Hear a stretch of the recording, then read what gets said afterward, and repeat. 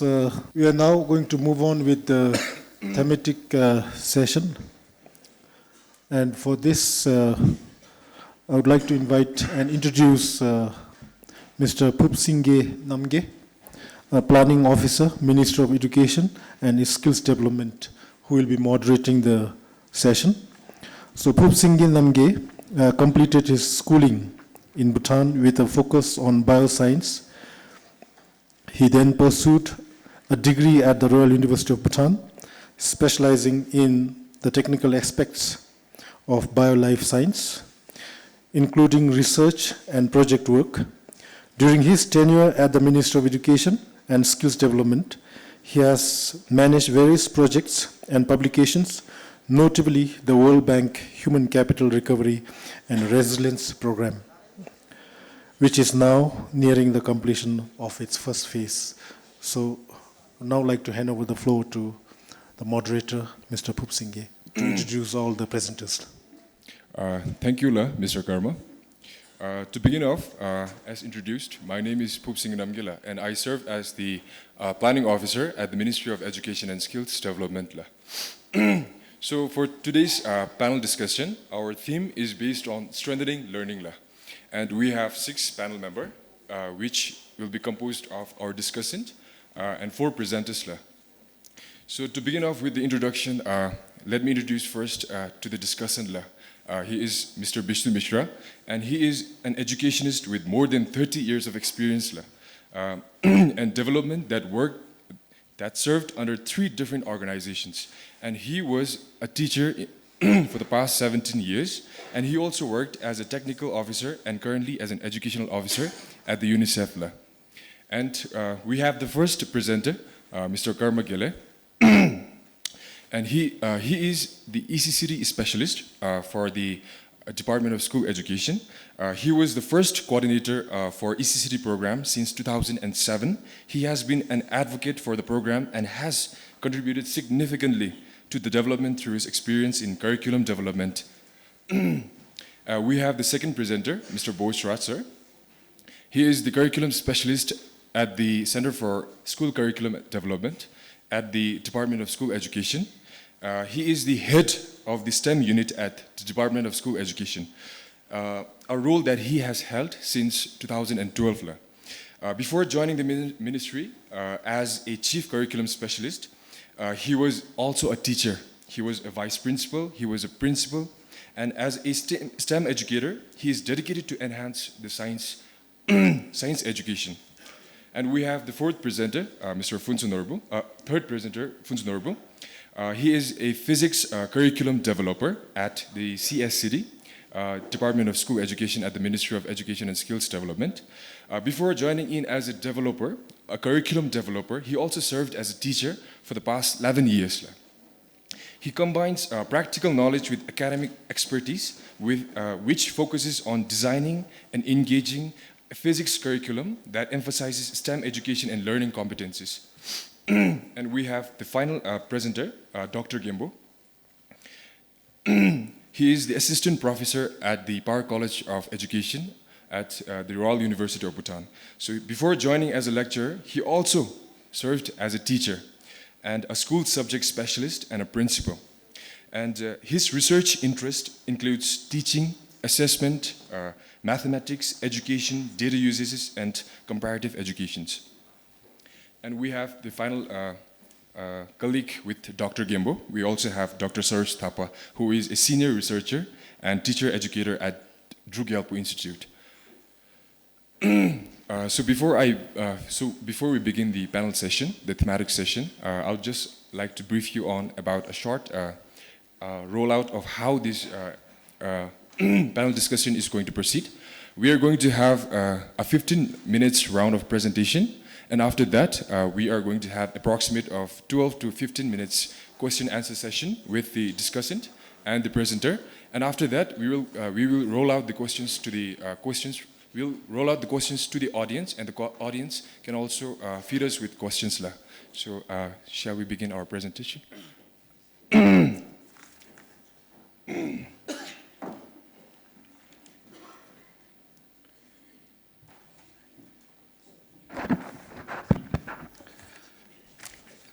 Kuzo Zambola, Honorable Minister, Head of Burma Secretariat, distinguished international guests, participants, ladies and gentlemen. My presentation highlights the essence of quality in ECCD programs and how support such as the GPE System Transformation Grant makes a difference to enhancing quality. At the outset, I feel a deep sense of responsibility to begin with an assertion that learning begins at birth or even earlier, as has many in the human development and child development communities have done over the past 35 years.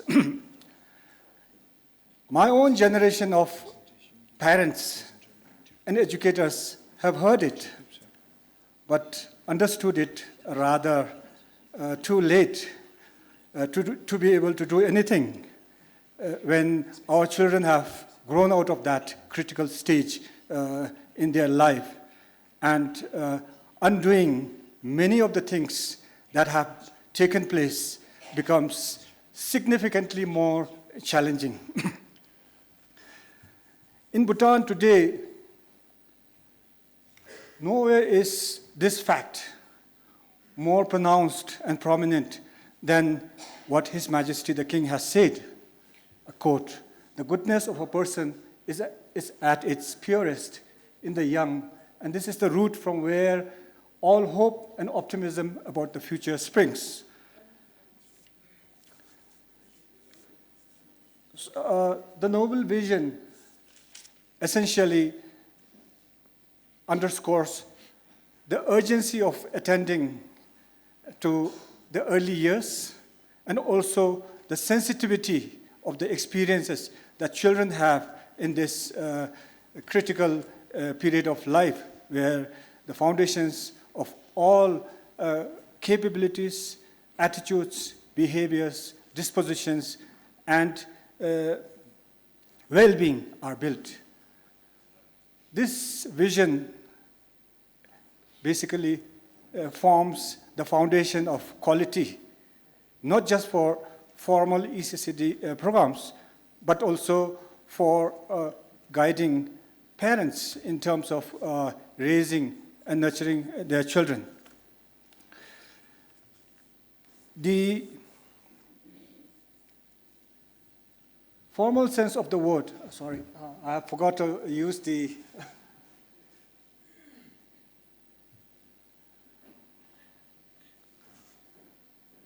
in the formal sense of the word, quality, particularly in early childhood settings, quality has been conceptualized and proposed in different elements of the program, particularly in terms of the structure, process, and outcomes. And in our own context, we are guided by this international thinking where we do not just follow it, but also integrate and adapt to our context so that what we do in the early childhood settings and in terms of education and learning of children, that all of our learning is grounded in our national values and are comparable to international standards. So in simple terms, quality includes safe and nurturing spaces, adequate materials, competent staff, effective programs that are developmentally appropriate, inclusive practices, enabling every child to learn, play-based pedagogy, formative assessment practices, active parent and community involvement, continuous professional development of staff, targeted at optimum child outcomes. When I say outcomes, outcomes include not just the 3R as we traditionally hold, but in terms of children's knowledge, skills, attitude, behavior, health, and well-being. So in essence, we follow a holistic approach to children's development in our context. So how do you contextualize quality in the Bhutanese context practically? So basically, in our context, quality as guided by international best practices and relevance to the national context, quality is encapsulated in the form of 3 interrelated sets of standards, including learning outcome standards, educator or workforce competency standards, and ECCD center program standards. So these 3 sets of standards work together to form a holistic concept of early childhood programs in the context of Bhutan. So the learning outcome standards are essentially the curriculum standards that guide early childhood educators in planning, implementing, and assessing children. The competency standards of ECCD facilitators guides tertiary teacher, educator trainers, institutions, and others in equipping them with knowledge, skills, and attitudes to be effective early childhood educators. And the center, ECCD center standards basically govern and ensure that ECCD standards have the minimum requirements in terms of approaches, strategies, spaces, and materials so that they are enabled to achieve optimum quality across all the different types of ECCD centers.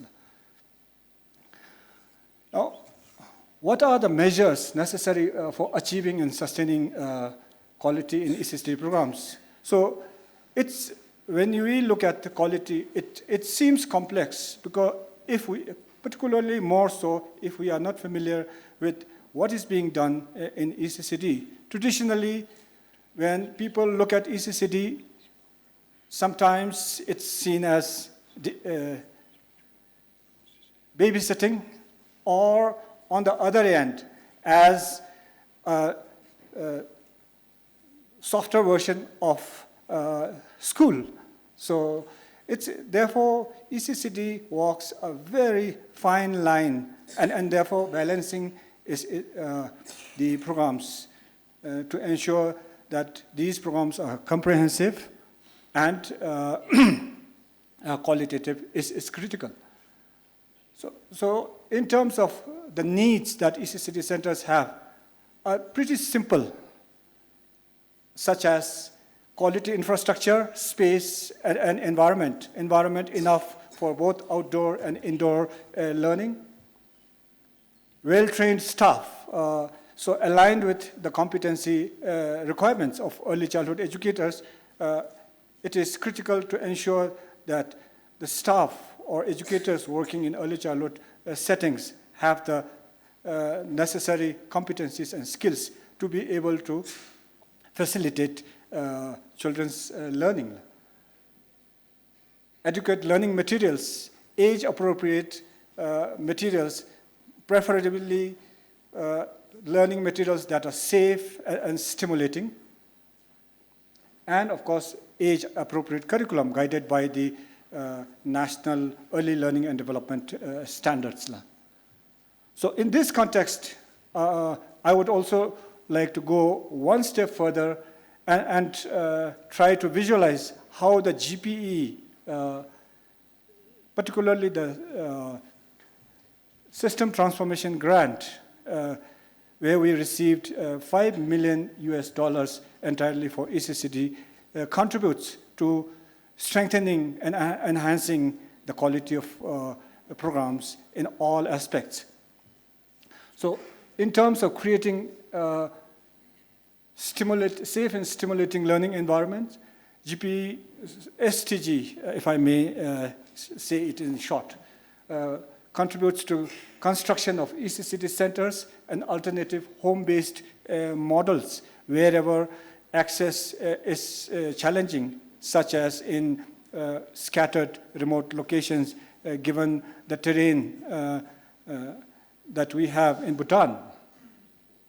In terms of workforce development, professional development of ECCD facilitators through courses such as a diploma, mixed mode, degree, and many other courses. In this regard, we have worked with the Bhutan Quality Certification Authority to put in place standards for training of ECCD facilitators so that private, government, autonomous institutions can actually train ECCD facilitators following the standards, and their trainings can be standardized and certified nationally. So on the other hand, we have also been working with the Royal University of Bhutan, particularly the Paro College of Education, in providing a mixed mode diploma program for ECCD facilitators. And we have, in the past 10 years, rolled out more than 400 ECCD facilitators through the diploma program. Going ahead, we are now mainstreaming the professional development programs by, as recommended by the Royal Civil Service Commission for Sustainability, but not just stopping, but by converting the mixed mode in-service program into a pre-service diploma program so that facilitators, people interested in early childhood education, can avail that and be recruited as early childhood educators. So apart from that, we are also planning qualification enhancement courses such as mixed mode, bachelor's degree in early childhood development, working with the university. In terms of program improvement, materials are critical. Age-appropriate materials are critical. Therefore, the STG project is also contributing to not just learning materials, but also improving and making the curriculum more relevant to emerging times through continuous review and revision of curriculum guides, and curriculum resources. Parents are an important part of education, particularly early education, given that children spend 5 to 6 hours with educators in centers and majority of the time at home. So therefore, the goal of early childhood should not be limited to making the early childhood center a good place, a stimulating place, but also helping parents change and improve their parenting practices at home so that children get all-round consistent guidance and education both at home and in ECCD centers. GPE is also contributing to strengthening the monitoring and evaluation system. So even if you have the best programs, if you are not able to track or to see what is going on and how things are going, it becomes difficult to see our way. So therefore, strengthening the monitoring system is also equally critical for the early childhood programs, where the GPE contribution is impactful and significant. On a broader level, GPE is not only contributing.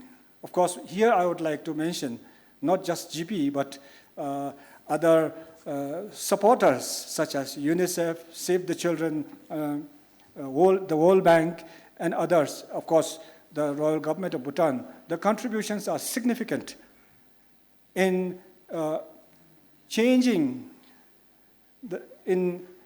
enhancing the theory of change of ECCD, particularly in helping all children realize access to quality ECCD programs and interventions by way of supporting the Ministry of Education and other stakeholders to work together to provide inclusive, holistic ECCD services, whereby the ministry formulates plans and envisions goals for children's outcomes and future, and works with the district's other stakeholders such as the Ministry of Health and many more.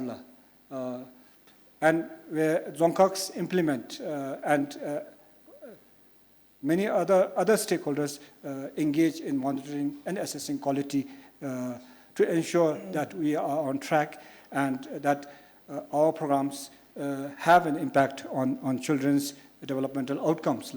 So basically, GPE and all our other partners led by the Ministry of Education and Skills Development contribute in general to enhancing access to ECCD, strengthening quality and standards, developing early childhood workforce, and strengthening partnerships across sectors, which is significant, not just for the programs, but since the earlier the education interventions are, the harder the impacts are to see on an immediate basis. So we will only be gratified together if we looked at the citizens of Bhutan 15 years hence and see that they have more holistic qualities. They are more mature. They are more capable. They are less vulnerable to mental health issues. So that will be the time when we reap the fruit of our hard work, efforts, and resources put in together. So in conclusion, as I conclude, I again feel a deep sense of responsibility in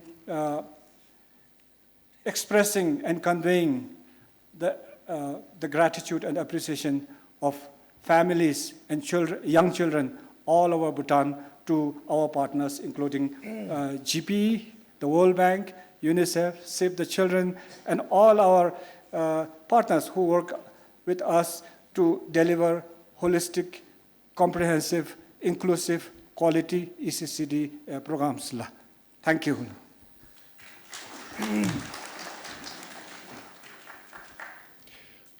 Thank you, Mr. Karmagile. To what you have presented, you explained about the key component to what constitutes the quality in ECCD centers and the program, with the sense that structural, process, and outcome quality covers the whole of its definition. And in depth, you have covered the fact that quality of infrastructure and well-trained staffs help in establishing a designated ECCD compatibility with the Ministry of Education and all other sectors. You also emphasized that GP, in collab with the World Bank and IDRC and KIX EMAP in strengthening and sustaining quality in ECCD centers. And you also explained about impact, outcomes, and deliverables, which constitutes the ECCD theory of change. So thank you for the presentation there. So if I hand over the mic to the discussant, Mr. Vishnu.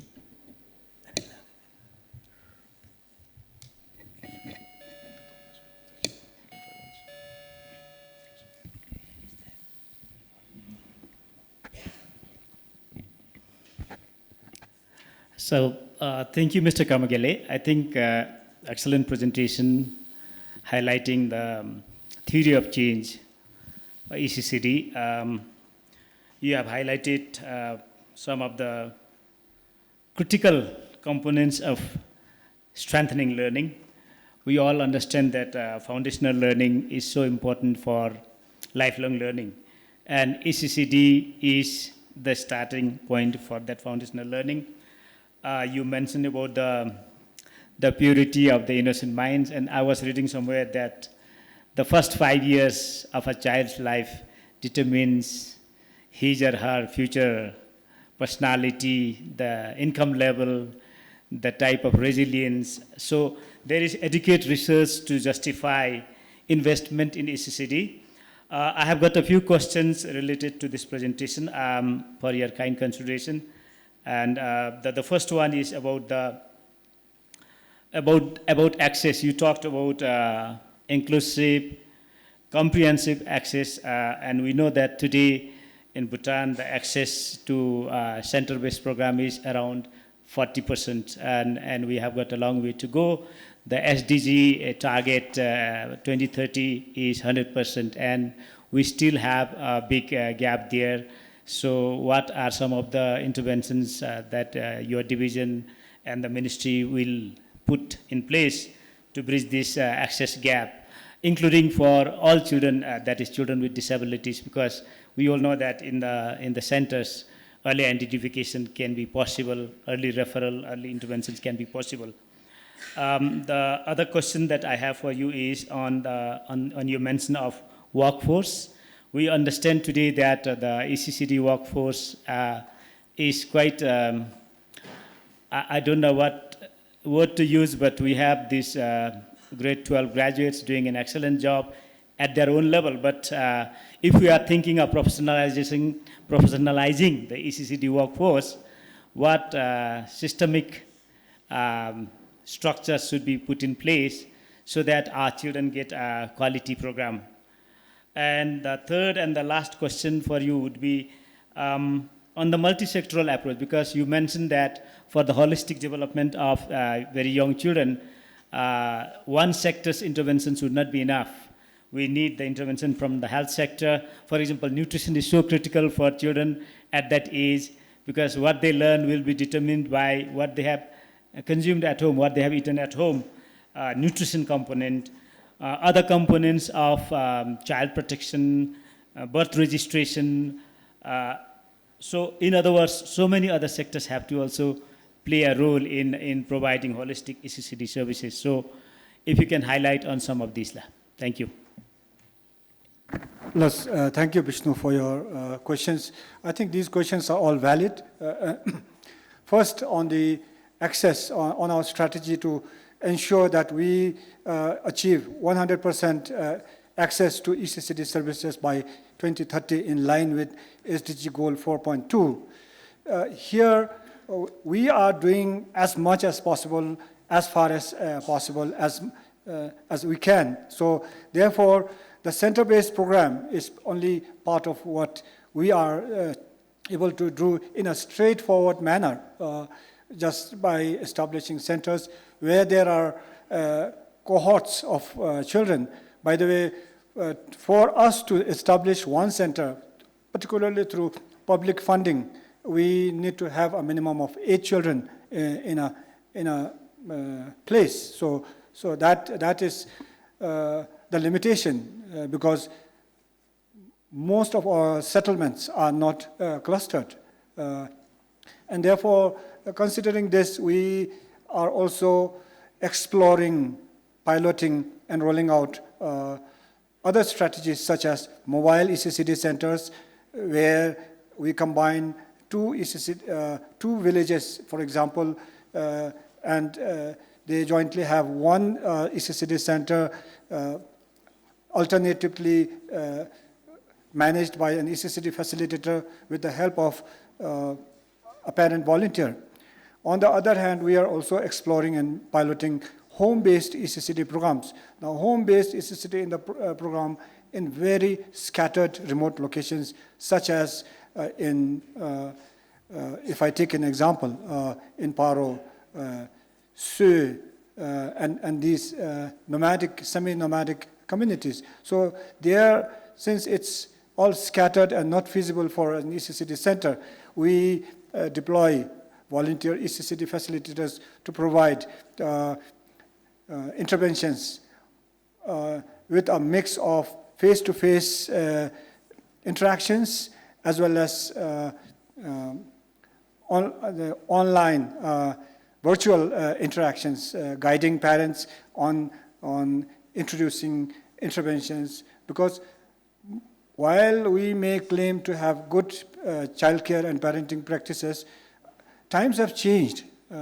And while the traditional practices are good, many aspects of their practice are outdated because they have never been trained in the modern practices. So therefore, it is essential to introduce things such as storytelling at home, reading, setting up routines, so encouraging water sanitation and proper use of toilets, environment conservation. All of these have to be taught by parents. So therefore, facilitators through the home-based program support parents in teaching this to their children. So these are various means. So we have to go one step further, because through the center-based program, we have right now about 40% access to for children 3 to 5 to ECCD programs. With the GPE's STG project, we are projected to achieve 57 to 60%. So, and 20% we are leaving to private providers, where we encourage more and more private providers to come in and provide service. So 80, we will still be left with 20% gap. One difficulty is locating children in our context.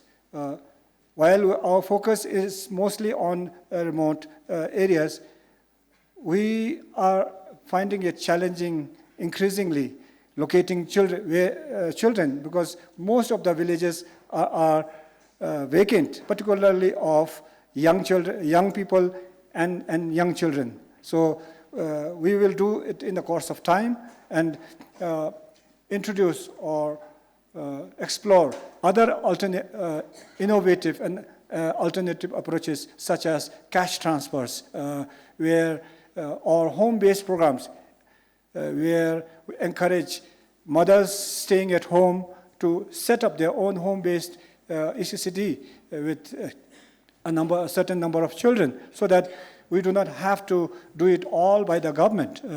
We can engage and empower women to do that in future. So these are all plans that we have in working towards universal access by 2030. On the other aspect that you mentioned is workforce development.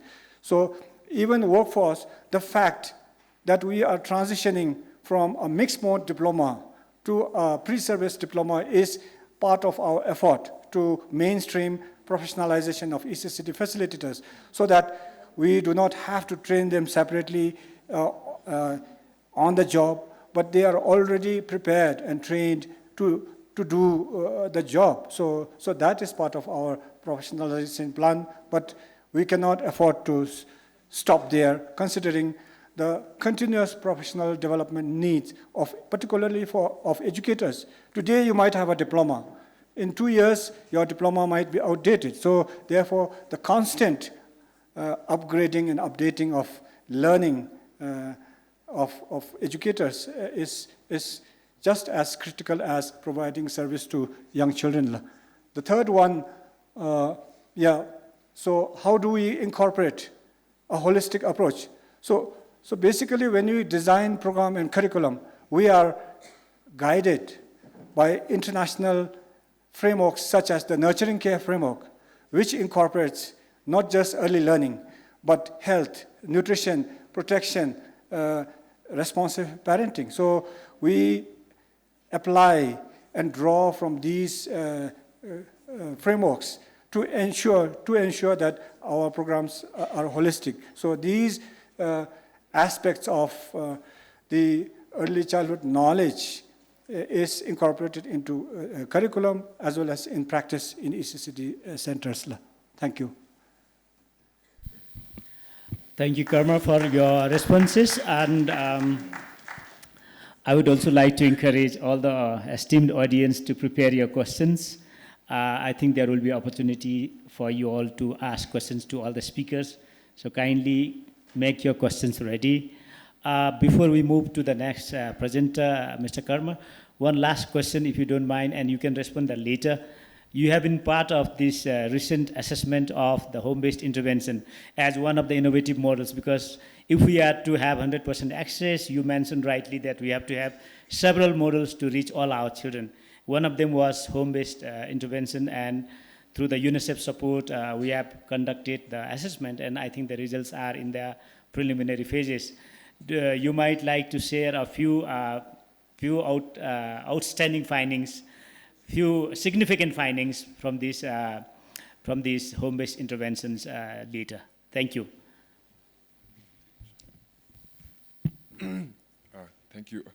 Thank you, sir. I'm really sorry, but I would like to request a new approach for effectiveness with the available time, where we can have all the presentations first, and then we can proceed with the questions and answers session from the crowd, only after the presentations have been done. I'm really sorry. Can we have the next presentation? Thank you.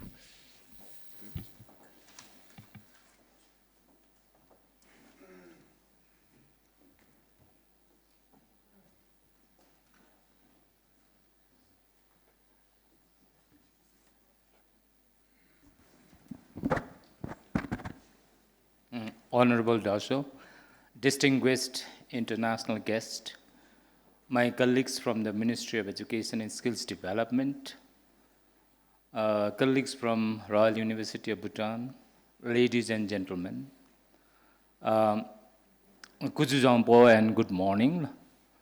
My presentation would be basically is information sharing on how curriculum and education has evolved over the years in Bhutan for many reasons.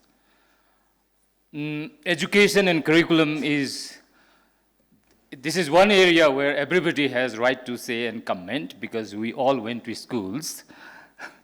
The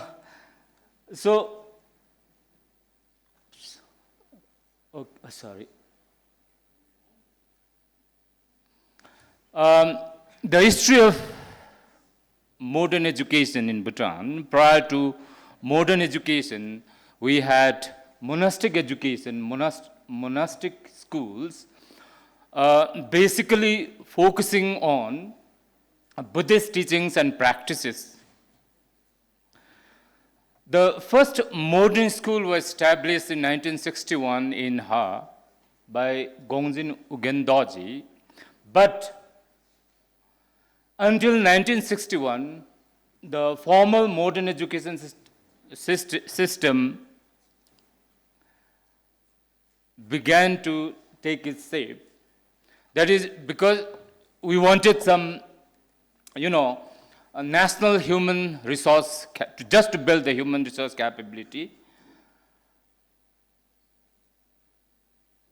In the first phase of the curriculum development and curriculum implementation in Bhutan, we had curriculum not adopted, but adapted from India.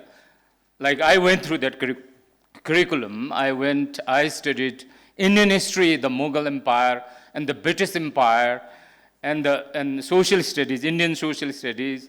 So this, I put it in phase one as neoclassical curriculum. That was in 50s till 80s, mid 80s. And when we develop a curriculum, we have certain procedure. We have to have the philosophy that can guide us to write the curriculum. And the philosophy during those times was basically the behaviorism, conditioning, reward and punishment, And learners were just treated as empty slates. Teachers as a source of knowledge, and students are just empty. You come to the classroom with just blank, and then the teachers simply transmit the knowledge to students, and you just sit there. You don't question, you don't you just listen. So that was what was the practice during those time in terms of philosophy. In terms of what was the purpose then? Why do we educate? Why do we implement curriculum? It was basically for 3 hours: reading, writing, and arithmetic. And also to develop skilled human resource. That was the purpose. the knowledge was two literacy subjects, Dzongkha and English, and also numeracy, mathematics, and also science and some social sciences. Delivery mode was typically dictatorial, authoritarian. Teacher is always right, and is teacher-centered. Instruction was typically teacher-centered, and there was more focus on standardized testing. You just test, and all the questions were testing knowledge, whether how much. So if you are able to memorize more facts and figures, you get well, you are excellent, and if not, you are just there. In terms of assessment, so we just assess the mastery of knowledge and to a certain extent skills. And also the assessment was typically summative. At the end of the unit or at the end of the term, I teach periodic table for 1 month, and at the end of 1 month, I ask my students, what is periodic table, define periodic law, and then how many elements are there in periodic, blah, blah. And it's just that if anybody who is able to memorize periodic table will get 100 out of 100, otherwise you are 0 out of 100. So that was the assessment. And resources were National Education Policy 1974, textbook-centered learning, and teacher and textbook. These were the resources during this phase of curriculum implementation in Bhutan. And learners were simply passive listeners or passive receivers, and mostly rote learning. You memorize facts and figures. Then we went to next phase. Okay, limitations were there. It's teacher-centered, and there was limited integration, fragmented learning. So many topics at a time. You learn in 1 month, you learn so many topics fragmented. Local context and cultural heritage were not, it was never contextualized. There was no critical thinking skills. There was absence of independent curriculum body, so we don't have any curriculum body to regulate that. Then we went to next phase of our curriculum development and implementation. We had NAP, Near Approach to Primary Education in 80s until mid-90s. And it has brought some changes, actually, and the philosophy changed to constructivist, from more of behaviorism to constructivism, where children are not empty slates. When a child is conceived, learning begins there, and then you go through so many experiences, and the experiences you go through influence our learning. So when children come to the class in ECCD or in PP, it's not just the empty slate, but they would have already formed certain amount of knowledge because of the experiences we go through in life. And therefore, you build your mental model when I teach based on the experiences I go through, and that is what constructivism says. And is learning by doing, more by experiential learning. So we have changed here. And it was more engaging education, so that was the philosophy. And the purpose was you contextualize those literacy and numeracy subjects more to our context.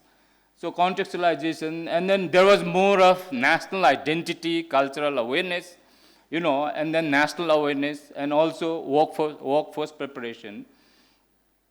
Then the knowledge was, our curriculum was contextualized now. Delivery mode was now more of learner-centered, activity-based, more flexible classroom. Learning environment was more flexible, play-based learning. Assessment was, now we introduce continuous assessment. We just don't go for summative assessment, but we go for more of qualitative assessment, shifted from more of quantitative to qualitative. In terms of resources, we had National Education Policy 1984. Then curriculum and textbooks were there. Then teaching methods, teaching guides. Then assessment guides were also developed. Then the learner became active engagement of learners in the classroom, and then there were more choices for learners.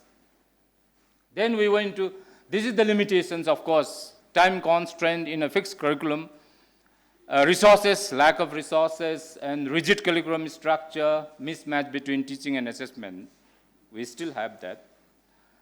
Then the phase 3 is Bhutanization of curriculum now. 1996 till to the philosophy change. Now we have more philosophies, integration of philosophies. We have constructivism, we have behaviorism, we have so many philosophies integrated in our curriculum to develop our curriculum. Then we have contextual learning in enhanced comprehension. So we had these changes. Then the purpose was to develop a holistic individual, a well-rounded individual, not just somebody who can focus on knowledge, and to certain skills. So we have shifted slightly. Then contextualized learning remained still, then the holistic development, the purpose. Then the knowledge was more on the holistic development, new subjects were introduced. Then we had theme-based approach to learning, Then we had to deliver more active learning in the classroom. We had more outdoor learning challenges, activity-based. Then not so much focus on the concepts. Then assessment became continuous in the lower classes, more focus on the continuous assessment in lower classes, and little bit more of summative assessment along with continuous assessment in the higher classes in the secondary level. Then we had the resources, national education policy, curriculum and resources, traditional teaching, all those things still remain the same. And learner became more active. Learning was more engaging and enriching for the children. Then the limitations, the personalized learning was still not there. There was not so much on 21st century skills, which we have now integrated 21st century skills. Some outdated and theoretical curriculum. Then we had assessment pressures and limited feedback. Now recently in 20s, we had what we called the competency-based curriculum. The philosophy is more of humanistic model of curriculum now. So far, we have been following the factory model of education where we focus more on product. Whatever it is, you produce a product which is more skilled.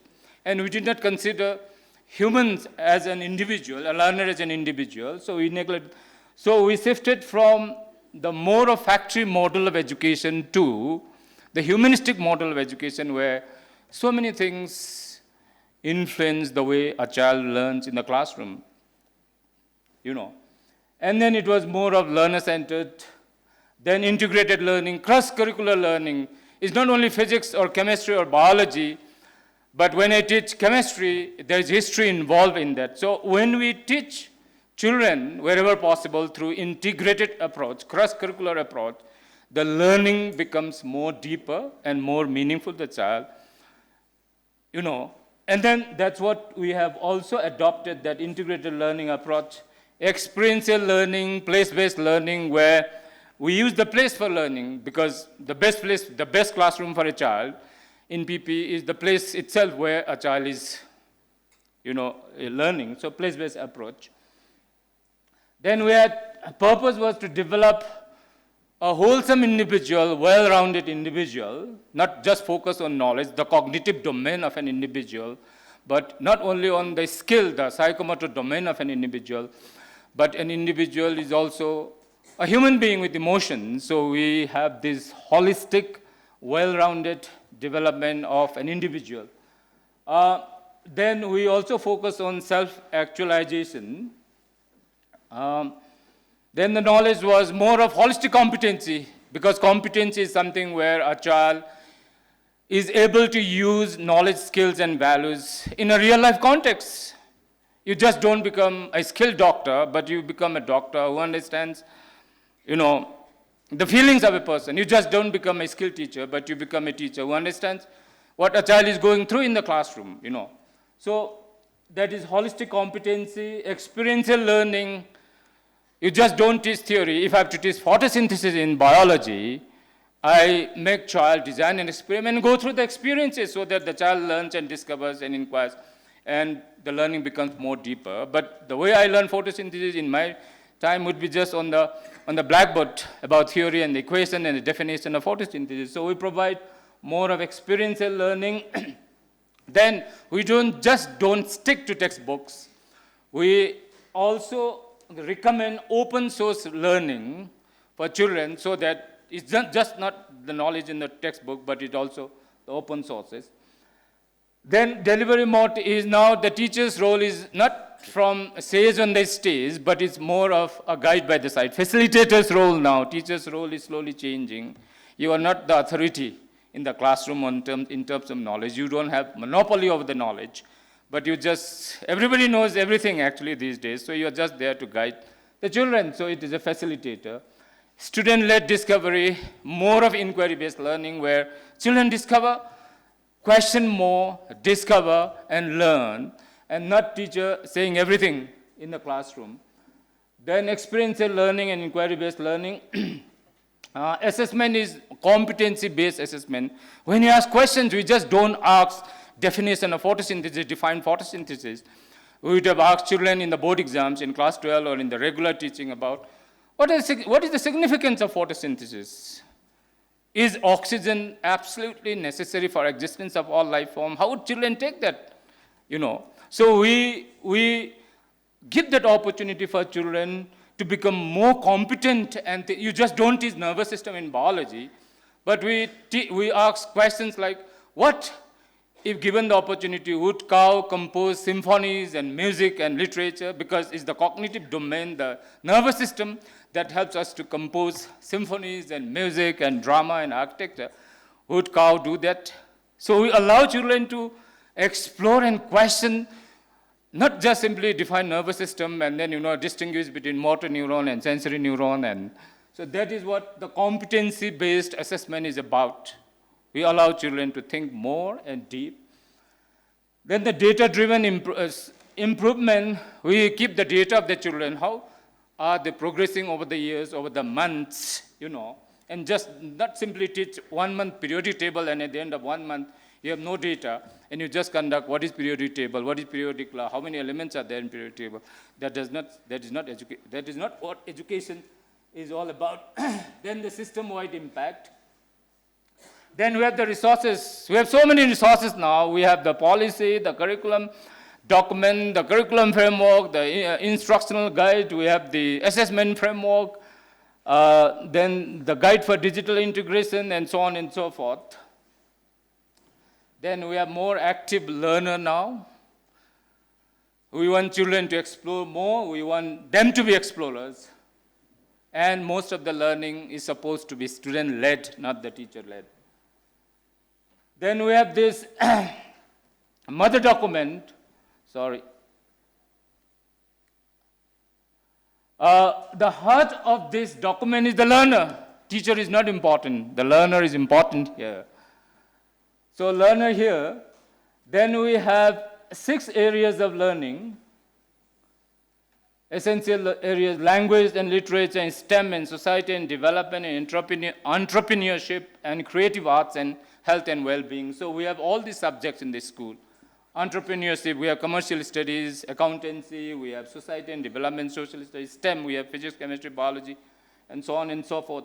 So these are the learning areas, and these learning areas have process. We need good teaching strategies, good teachers. We need good assessment. We need learners to learn.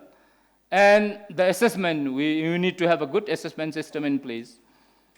Then that leads to finally key competencies. We want children to be value-laden, spirituality and entrepreneurship and industriousness, transversal competencies, health and well-being, language and communication, digital competencies, and sustainable living. So we are focusing on all these areas, which would ultimately lead to a learner who would be nationally rooted and globally competent.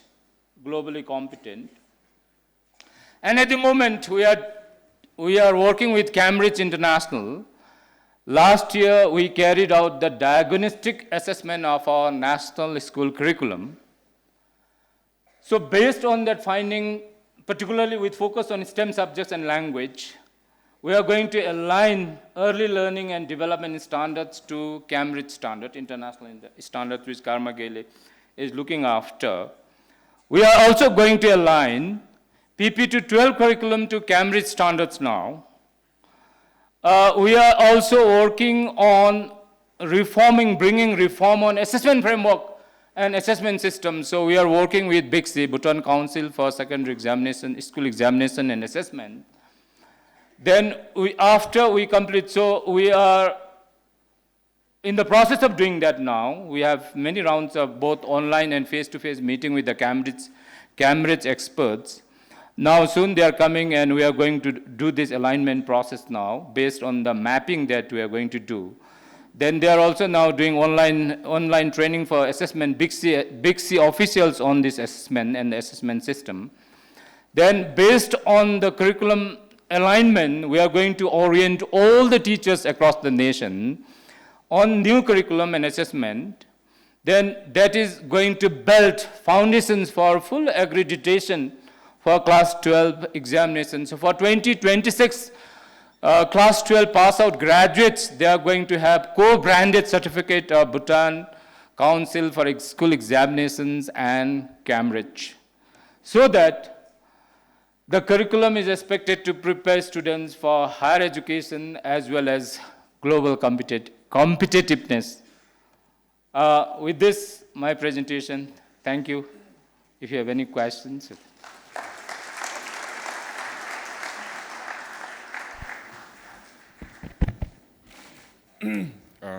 Thank you, Mr. Boshraj, sir. Thank you for presenting us the evolution of Bhutanese curriculum by taking all of us through a historical adventure with the fact that it was all focused to one core idea, that is knowledge. So this is backed up by teacher capacity, philosophical context, learning environment, assessment, and learning model.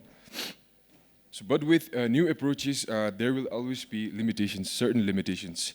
So I would like to thank Mr. Boshraj for giving us a well-rounded presentation of the historical progression of how new classical phase curriculum evolved to the current competency-based curriculum, and for explaining us how competency-based assessment is now implementing the Cambridge models in the current education system. So I'd like to thank you. So next up, we have our third presenter, Mr. Phuntsho Norbu, and he's going to present us on the topic case study from KIX EMAP learning cycle on integration of 21st century skills into the Bhutanese curriculum.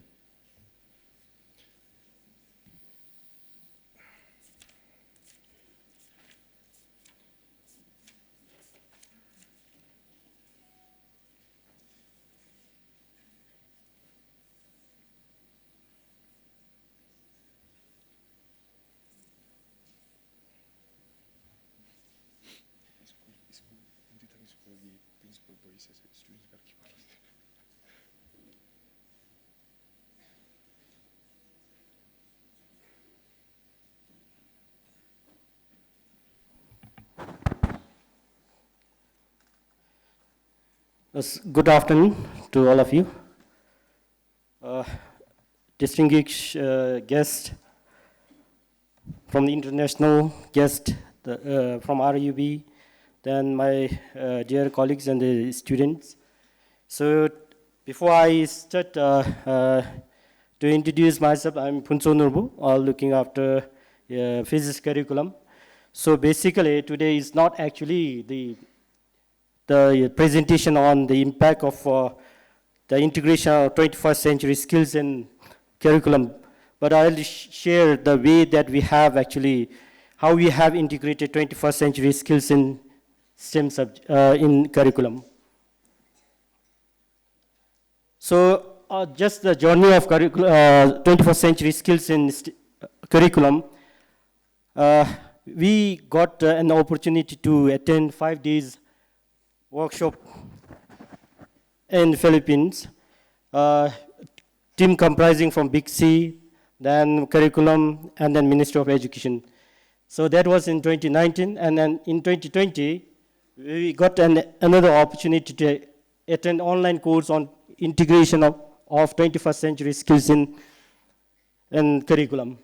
And in 2021, we had another round of online course on 21st century skills attended by Samtse College of Education, then Big C, and then Center for School Curriculum and Center for School Curriculum Development.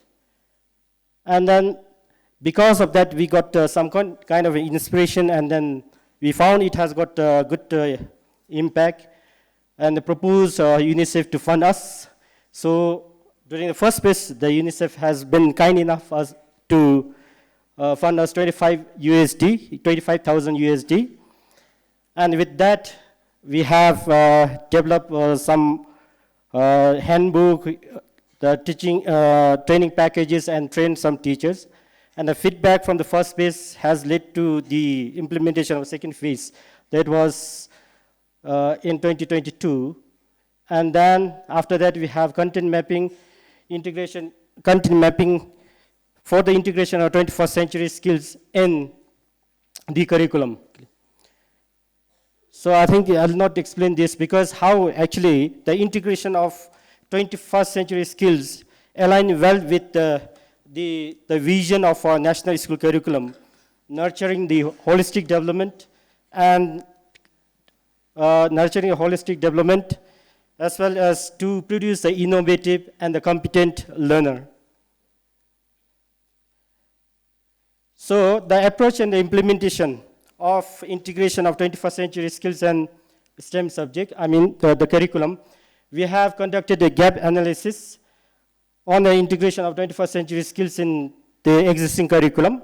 We focus on class 8 textbook, identify the activities which are there in the textbook, the assessment, the content, and then we conduct a gap analysis to see whether there is a presence of 4 C's or not.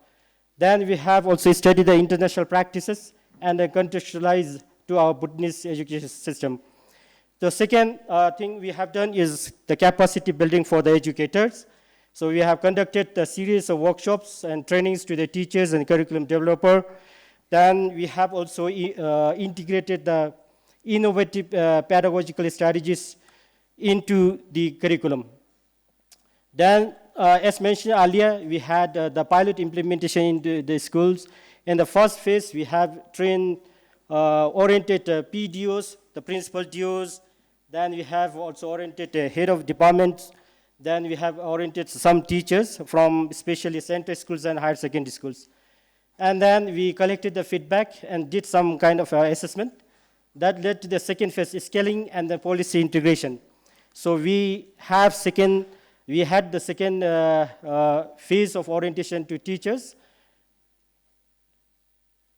Yes, okay. Just 1 minute, okay. Oh.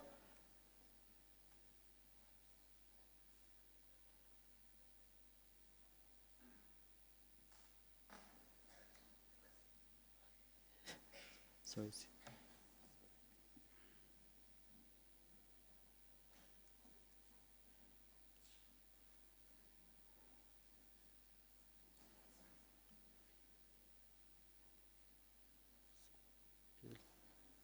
Sorry, I lost.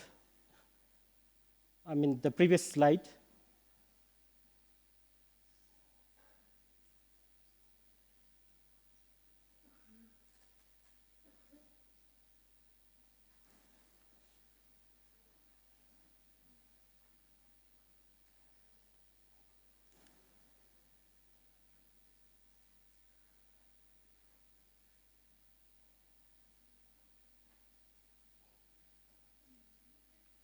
No, I have numbers.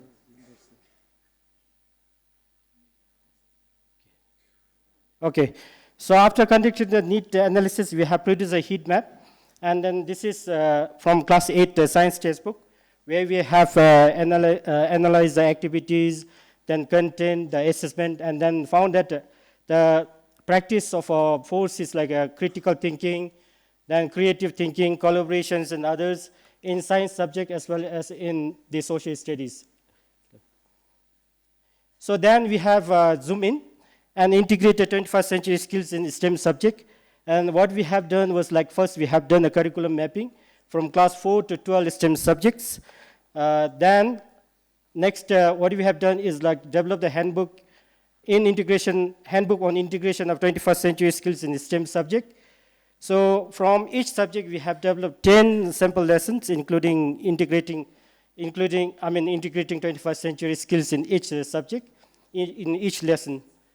And after that, we developed the training packages, one-day orientation training packages on 4 Cs in collaboration with the Teacher Development Division.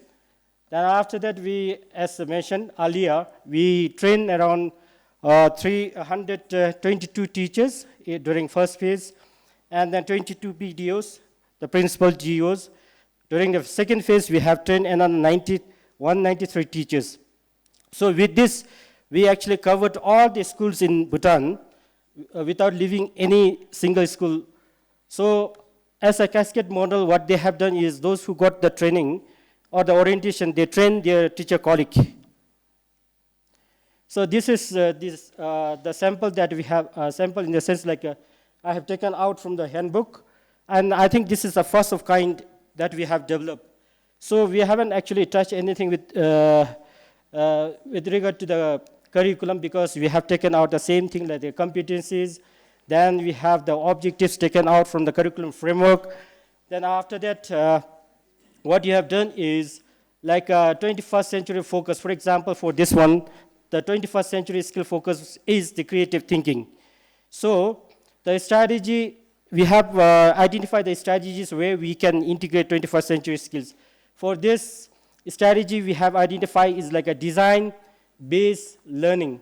So, and that, for that, there are certain process of a design-based learning.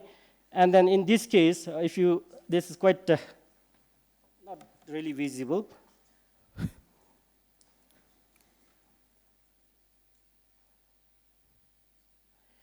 Okay, so for each skills, for example, the critical thinking, there are 4 strands backed by like attributes, okay? For each strand, there are certain attributes. So we try to fit in, for example, for this like analyze, so what kind of strand is fulfilled during the phase of analyzing. So for creative thinking,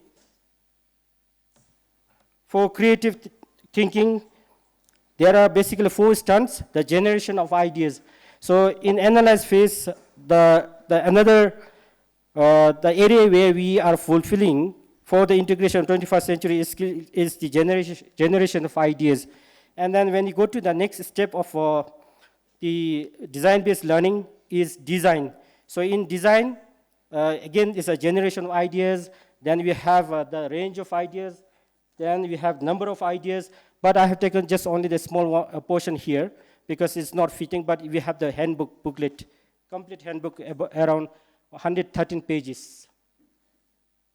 So along with that, so everyone actually knows what is meant by 4 Cs, the critical thinking, creative thinking, collaboration, and communication. However, actually, I myself used to think like these are just 4 Cs, but when we analyze deep into it, it is backed by certain strands and attributes. Okay, and then, in fact, in the schools, our teachers are practicing this without knowing its strands and the attributes. So, how to assess 21st century skills? We have created the tools, assessment tools. This is assessment tools created for assessing the critical thinking. So, when this is a rubrics, for example. As I mentioned earlier, for critical thinking, there are 4 strands, and the first strand is a generation of ideas, and then for generation of ideas, there are 4 attributes. The number, there are 2 attributes, number and range. Okay. Number of ideas and range of ideas. So if a child is able to, like, let's say, produce 1 to 2 ideas, then we give it at low, and then it goes like 3 to 4 means medium, and then it goes up. But scale we can choose. We can choose from low to high, or like we can say 1 to 5. Then this is a sample of like a rating scale developed to assess the critical thinking.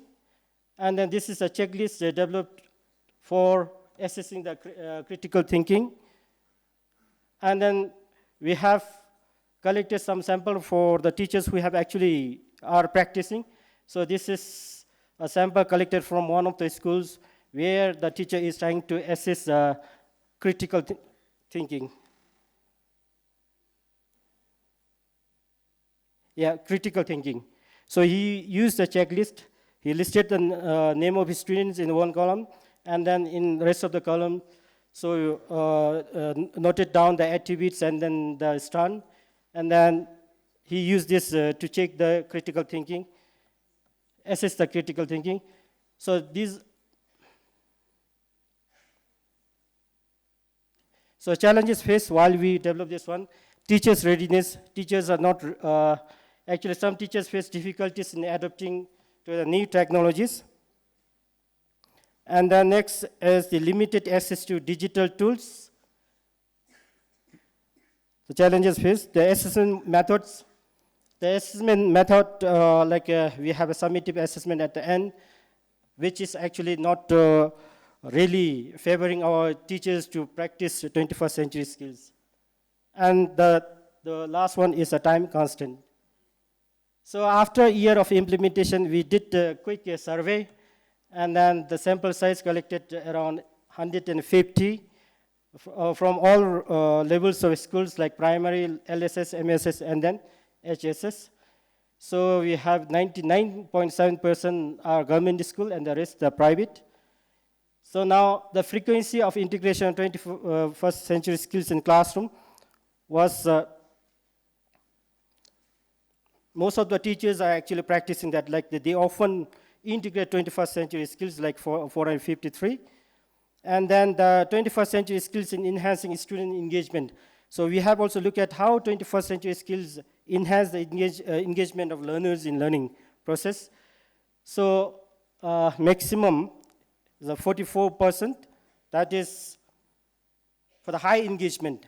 So 21st century skills help our teacher to engage our students, they are able to engage our students because of the 21st century skills. And then, so we have also looked at which 21st century skills they are mostly practicing. So it is the collaboration, and then well aligned with the common teaching strategies, that is group work. So in a group work is the best strategy to practice the collaboration. So there is a correlation from the data. Then we have also looked at in which subject they integrate 21st century skills, maximum in science, maybe because there are many teachers teaching science starting from class PP to 12. Okay. Then, also this subject. Then we have also looked at the observed outcome of 21st century skills integration. So maximum, they use the collaboration skills. Then challenges, insufficient resources and technology is the challenges they usually face in integrating 21st century skills. So with this, I come to end of my presentation, and thank you so much.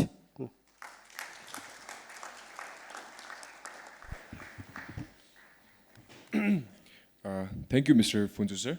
You explained about the journey of 21st century skills in Bhutanese curriculum that began from 2019. So in contrast, it also incorporated 21st century skills in STEM subject with the current line of need. He also presented us with a display of an active lesson plan for physics subject that by giving us an example of a topic, which is an astronomical instrument. So he also presented us with some other variation of 21st century skills which were being implemented in the education system, such as subjects integrating 21 CS and challenges, etc. So thank you for the presentation, Mr. Funso. And then we have the final presenter for this thematic session. We have Dr. Gembo Tsering, who is the assistant professor from Power College of Education. So he's going to present us with the KIX research on enhancing data utilization and decision making in Bhutanese education system, which is MES, which translates to Motherboard Integrated Education Management Information System. Thank you.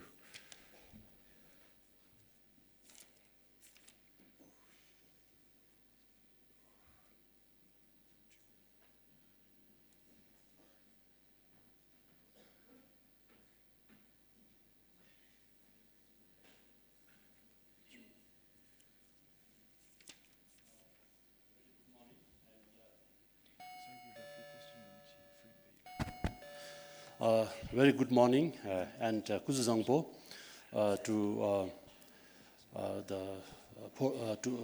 coming for this presentation. Before I begin, I would like to pass on to you the warm greetings from one of the two colleges of education that we have, from Paro College of Education. We can just before going into the presentation, I would like to give you a brief background of how we came up with this project. Sometime in 2003, there was a call from KIX IDRC for the proposal on a data system, and we did some prospecting. And then we had two things in mind, that is the education management system and the motherboard as the two potential candidates for this call. And then Paro College of Education with the Drukgyal Post Institute sat down and then started to work on the proposal, and we submitted the proposal, and finally it has come through. And now our project is I think it is halfway through. We have one more year to go. So what motivated us to respond to that call is that we thought in Bhutan we have around 1 school for every 269 households. And in the US, there is 1 school for 962 households. This is data. And then in terms of graduation, high school graduation rate, the Bhutan's graduation rate in 2021 is 82%. And in terms of, the USA's high school graduation rate sometime in 2020 to 21 was 88.9% rate. So although we have many schools as compared to the number of households that have schools in the US, our graduation rate is low. What is the cause? We don't know. Then, therefore, we thought we have two powerful data system that is around in the country. One is the EMIS, Education Management System, and then the motherboard.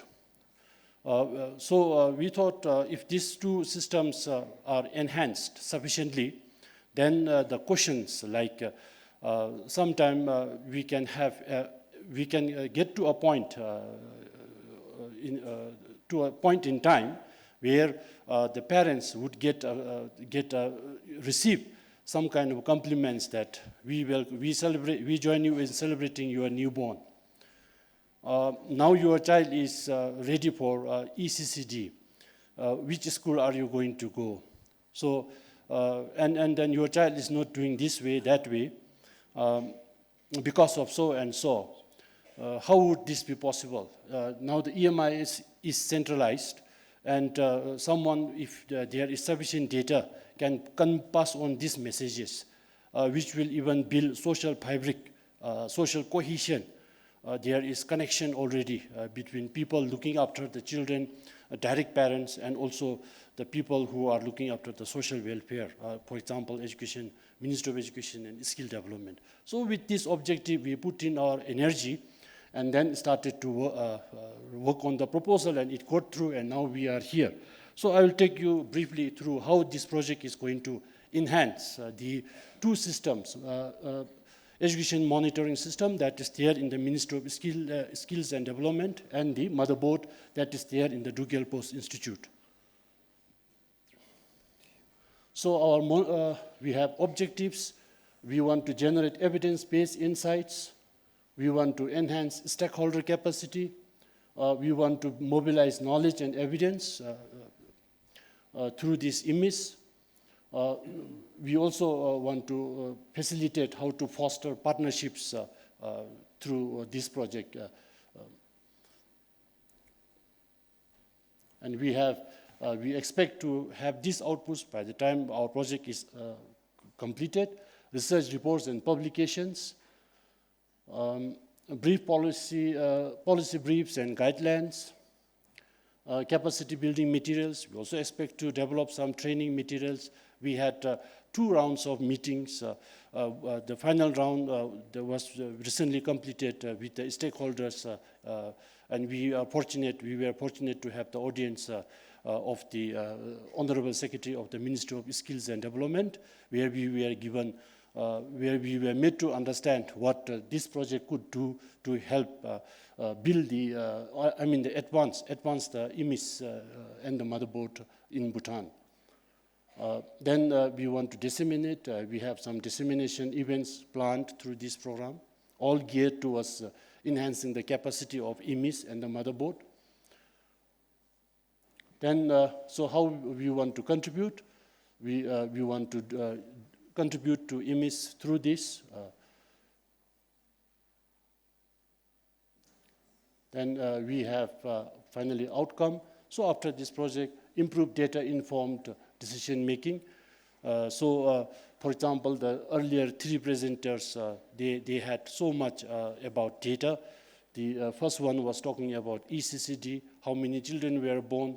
If that number was clear, if it was there in the IMIS, probably that would help to plan appropriate spaces for ECCD centers, mobilize resources, etc., etc.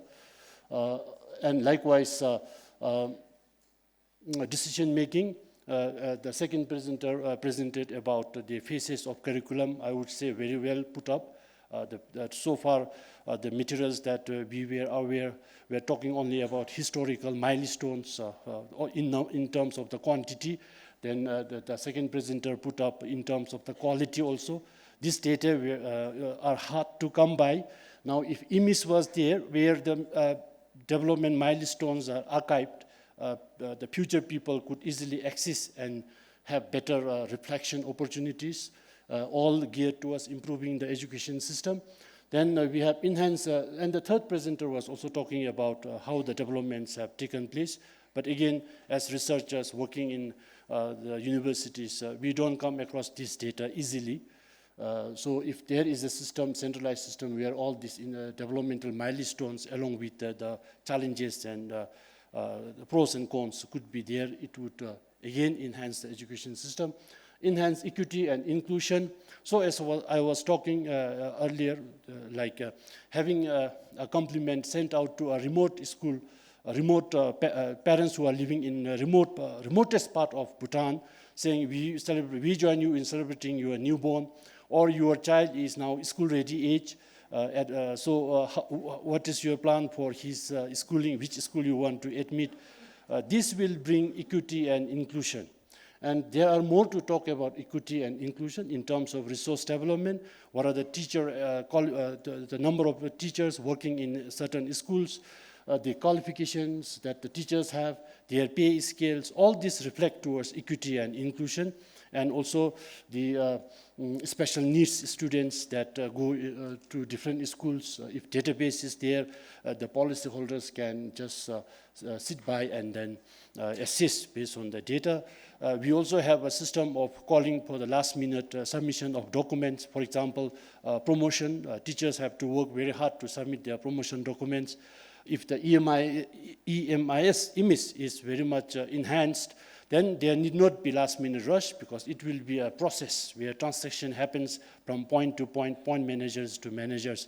And then finally, someone just has to make a decision about promotion. Similarly, with students' dropout rates and all this can be there in IMIS, and it is there.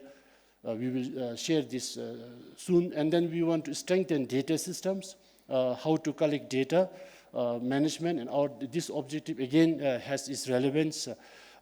We could confirm this during our meetings with the stakeholders.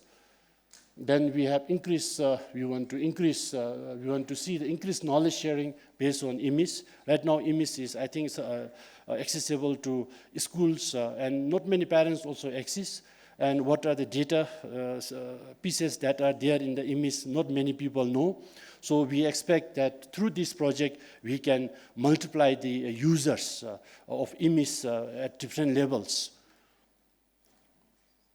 Then we have intended impact, fostering a culture of data utilization, promoting evidence-based decision-making.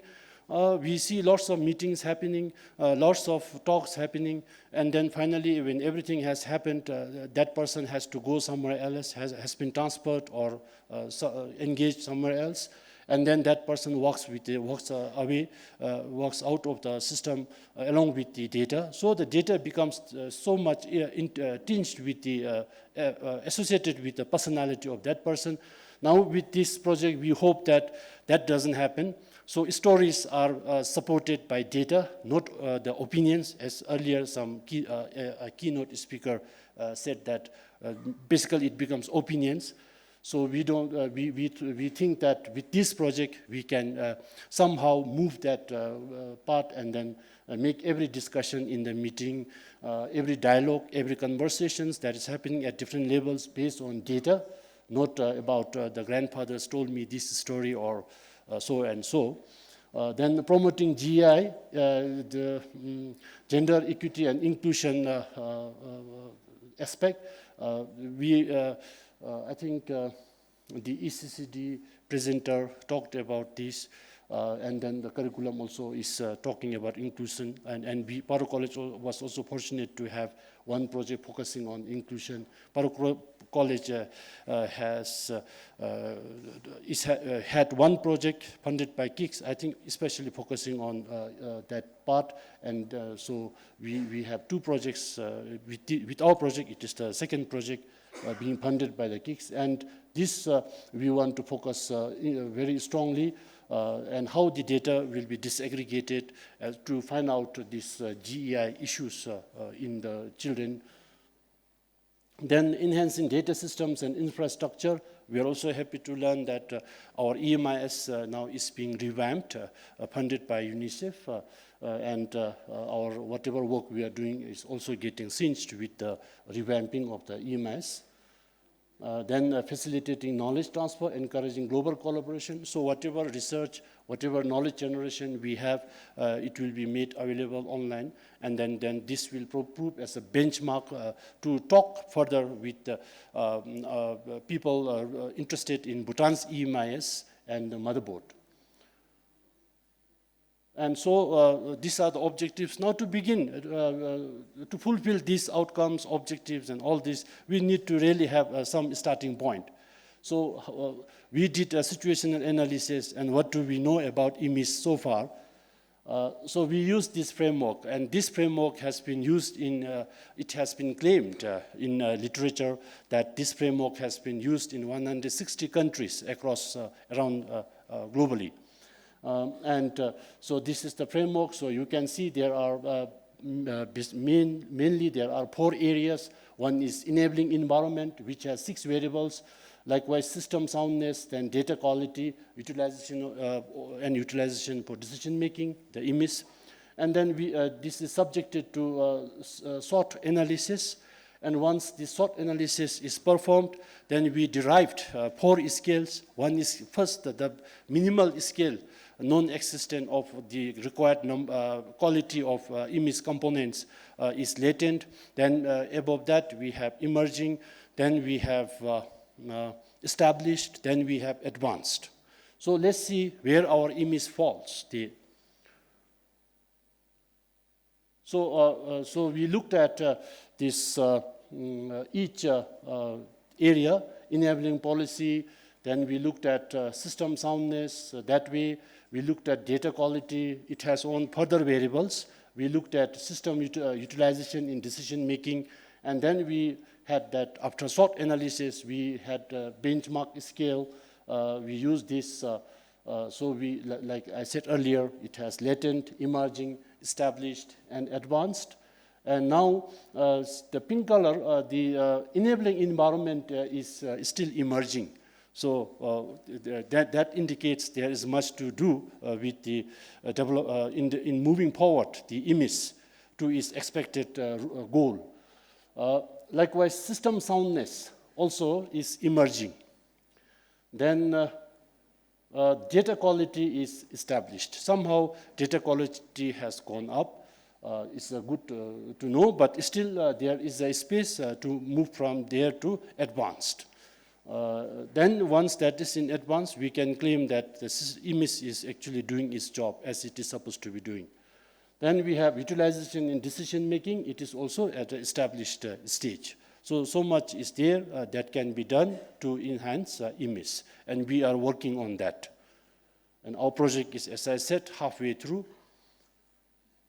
And so through our, what we know about the state of EMIS in Bhutan, after knowing that, what we plan to do to move forward EMIS, that's the intervention. So we want to focus on data validity and reliability. That means we will look at how data collection tools are designed for the data before the data is put into EMIS.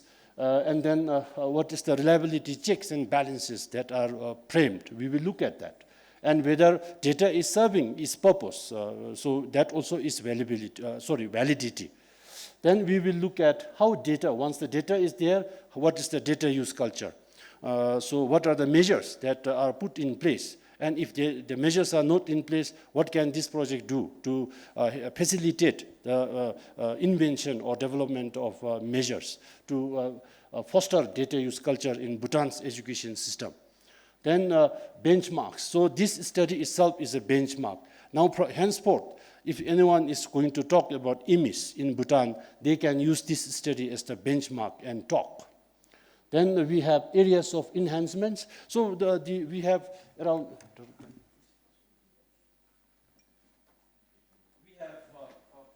we have just outside there 4 publications, and they are of the same color, but they have different titles. So if you would like to have a copy, you can grab. And going into this, you will see the areas of enhancements that are pointed out in EMIS by our research team.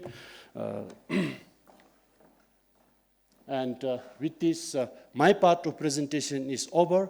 But as I said in the beginning, we have the motherboard that is emerging, taking its significance by the day. So I would like to now hand over this to Dr. Saroj Thapa from Drugelpo's Institute. Thank you.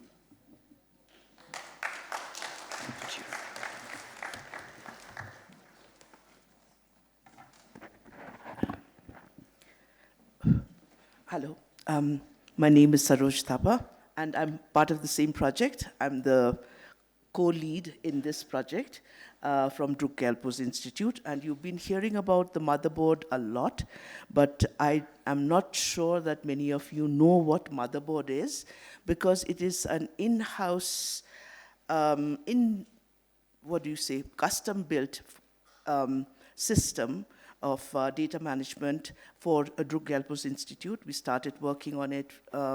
Drugelpo's Institute itself is a pretty young institution. We started the work in 2012, 13, and the school actually started only in 2016. And the motherboard also has been in operation after 2016, and it is, since it is a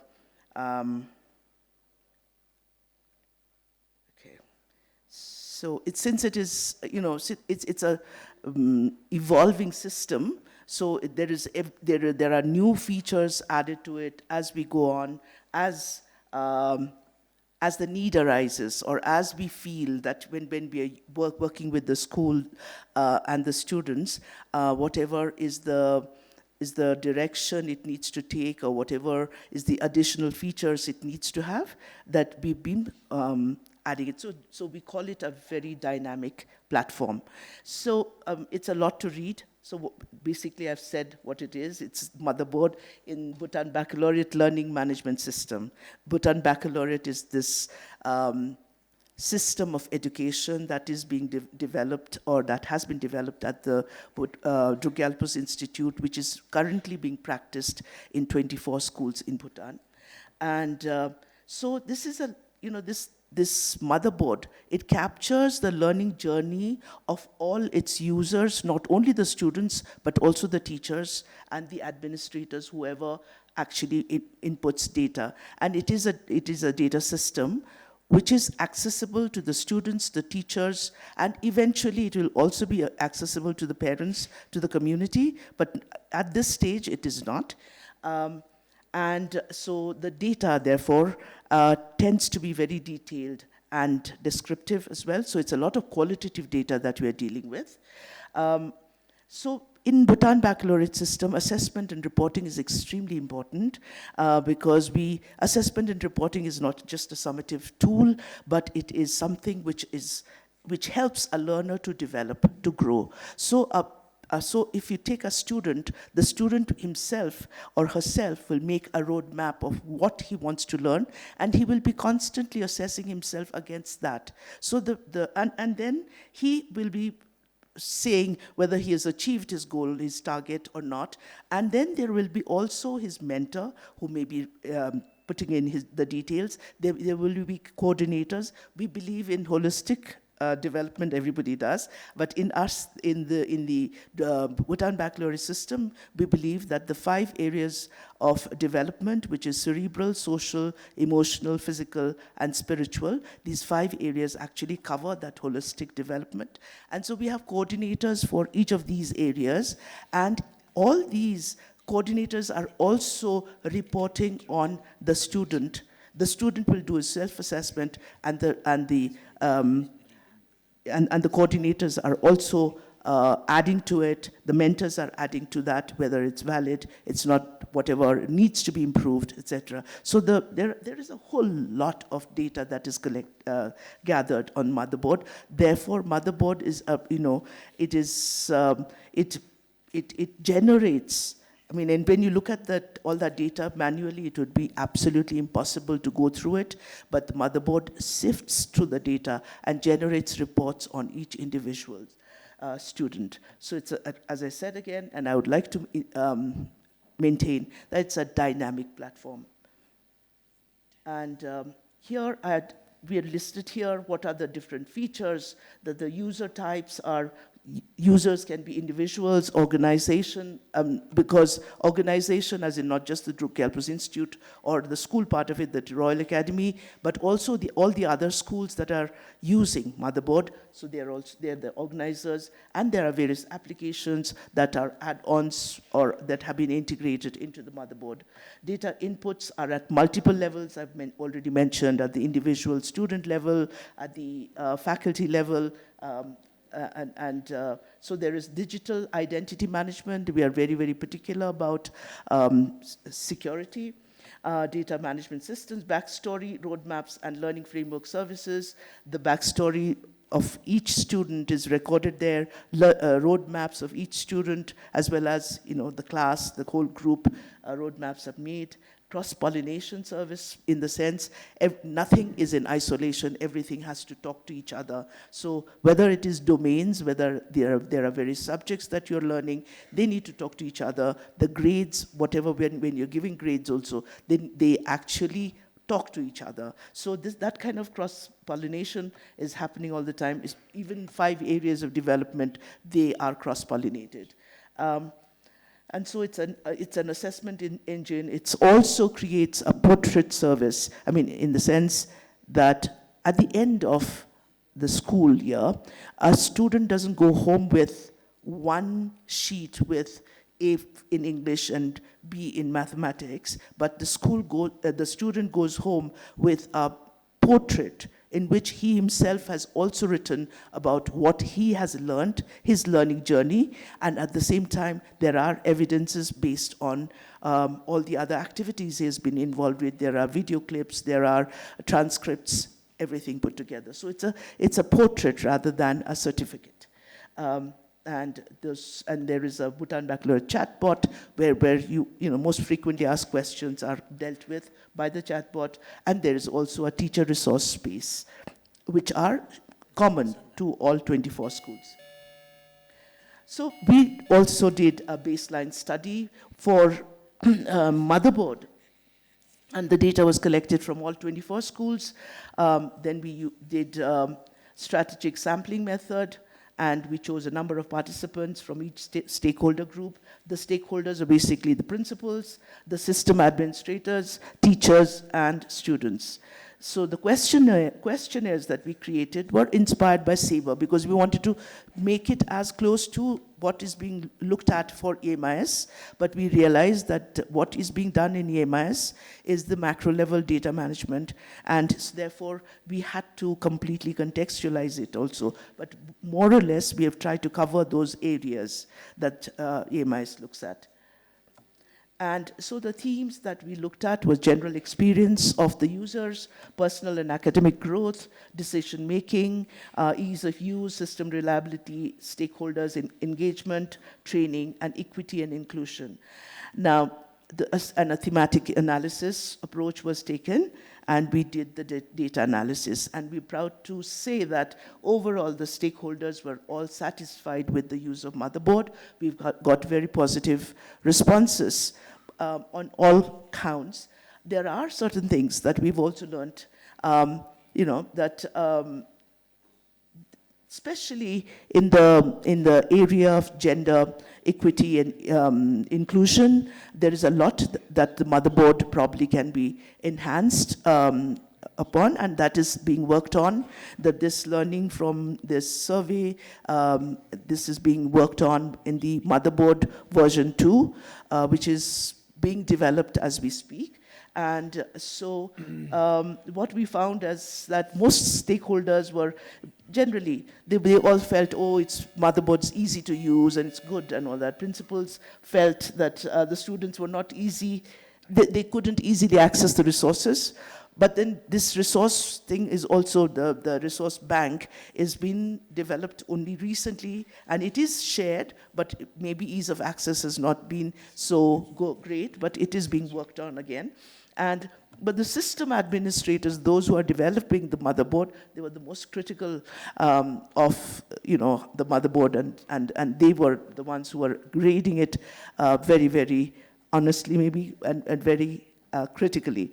Yeah. So, but what is happening is that all this honest appraisal will definitely lead to further development, so that motherboard becomes more user-friendly, and it actually deals with all the areas that are considered important, including the access for children with special needs, and as well as for on gender equity, etc.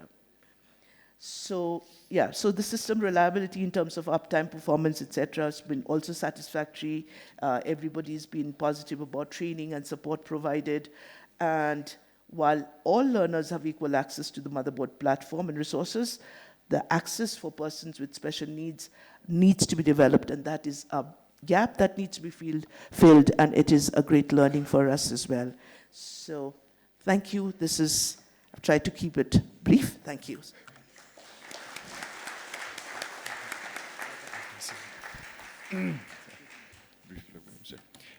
Thank you, Dr. Kemo, for your presentation on MIMIS and current state of EMIs, and Dr. Saroj Thapa on the motherboard, which is utilized in the Bhutan Baccalaureate currently.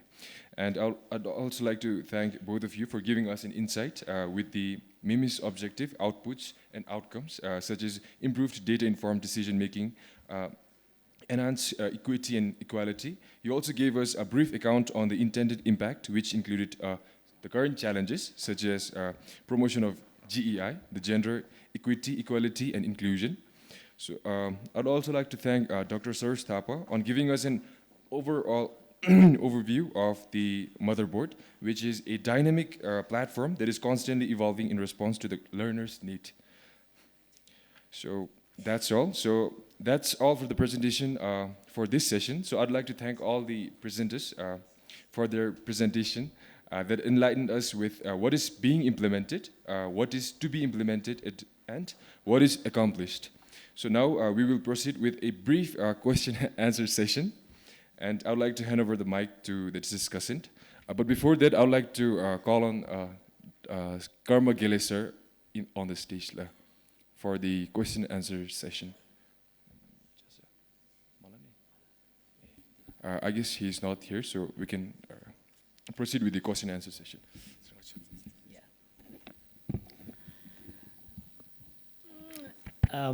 Just to acknowledge the presence of our students from Motithang Higher Secondary School, I can see that the school has come and they are occupying the seats in the back. They are listening to us. And all this that we are doing is ultimately for them, for strengthening learning to our students. So thank you, students, for coming here. You might like to ask questions.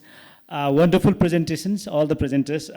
I would not like to repeat what my colleague Singye mentioned already.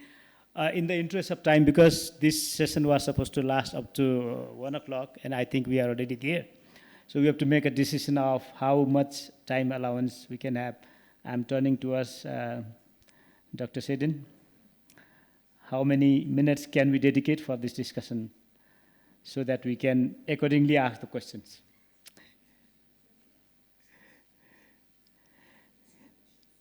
Just 2 questions. In terms of time allowance, around 10 minutes. Is that acceptable? Right? So we'll have to make a little sacrifice of our lunch break, 10 to 20 minutes. Okay, thank you so much. To Mr. Woods, thank you for taking us through the journey of our education system in Bhutan. I am a proud product of the neoclassical system, by the way, the first system. And today I'm happy to say that I think the country has done pretty good. Whatever education philosophies we have adopted, education, as you know, as all of us know, that it ought to change with changing times, and I think we have done that. And I think for Bhutan, this is a very, very impressive journey. We have not lagged behind, I should say, and the latest embracing of Cambridge benchmarking, I think, is a testament of how our system has been agile. I would like to ask one question. I'm a believer, strong believer of systems approach in education, and we got to connect the different dots, because what happens ultimately at the classroom level boils down from what policy we have, what curriculum, what assessment system we have, how this is transacted by the teachers, how children are given a space to listen to their voices. Learning outcome that happens in the classroom is a product of many, many variables. So we have seen our education system changing quite frequently, curriculum changing frequently, assessment systems changing frequently from your presentation in the last 50, 60 years. So what is your advice in terms of systems thinking approach to education?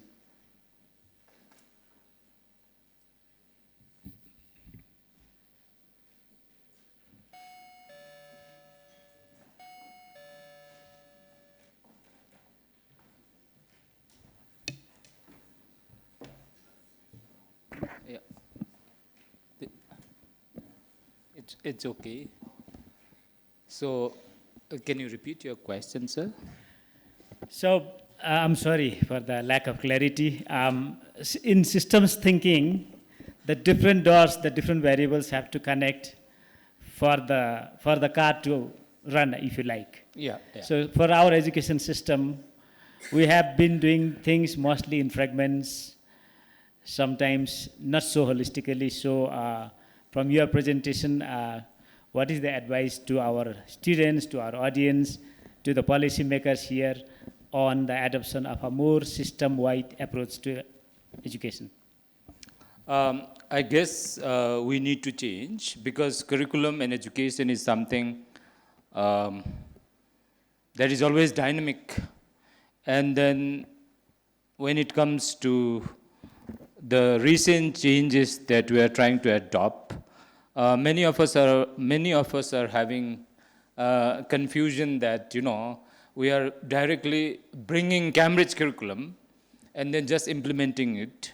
We are not bringing that Cambridge curriculum. We are benchmarking our curriculum to Cambridge standards to have international recognition so that when our children graduate class 12, they have that certificate which is internationally recognized.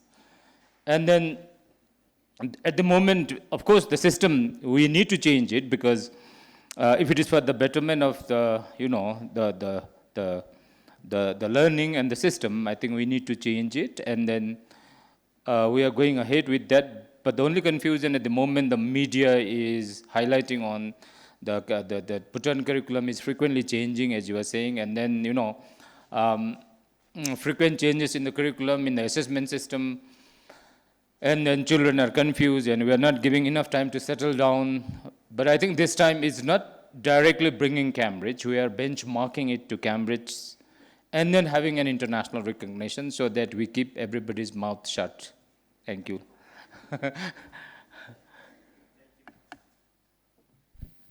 Thank you, sir. I think the question is more to that nothing against introducing or benchmarking with Cambridge, but how can the different variables work together systematically or systemically to provide the ultimate, that's the learning outcome to our children. But it's fine, sir. Thank you for your response. We have to move on.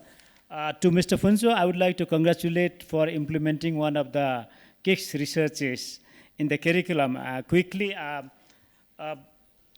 how sustainable is the integration of 21st century curriculum into the STEM subjects, and what about arts? Because I myself, I am a student of humanities, social science, and we have integrated in STEM subjects, and even Mr. Bose mentioned that the focus will be on STEM, the benchmarking focus. So we need more humanities because you can see what's happening around the world when we have technocrats without much human element.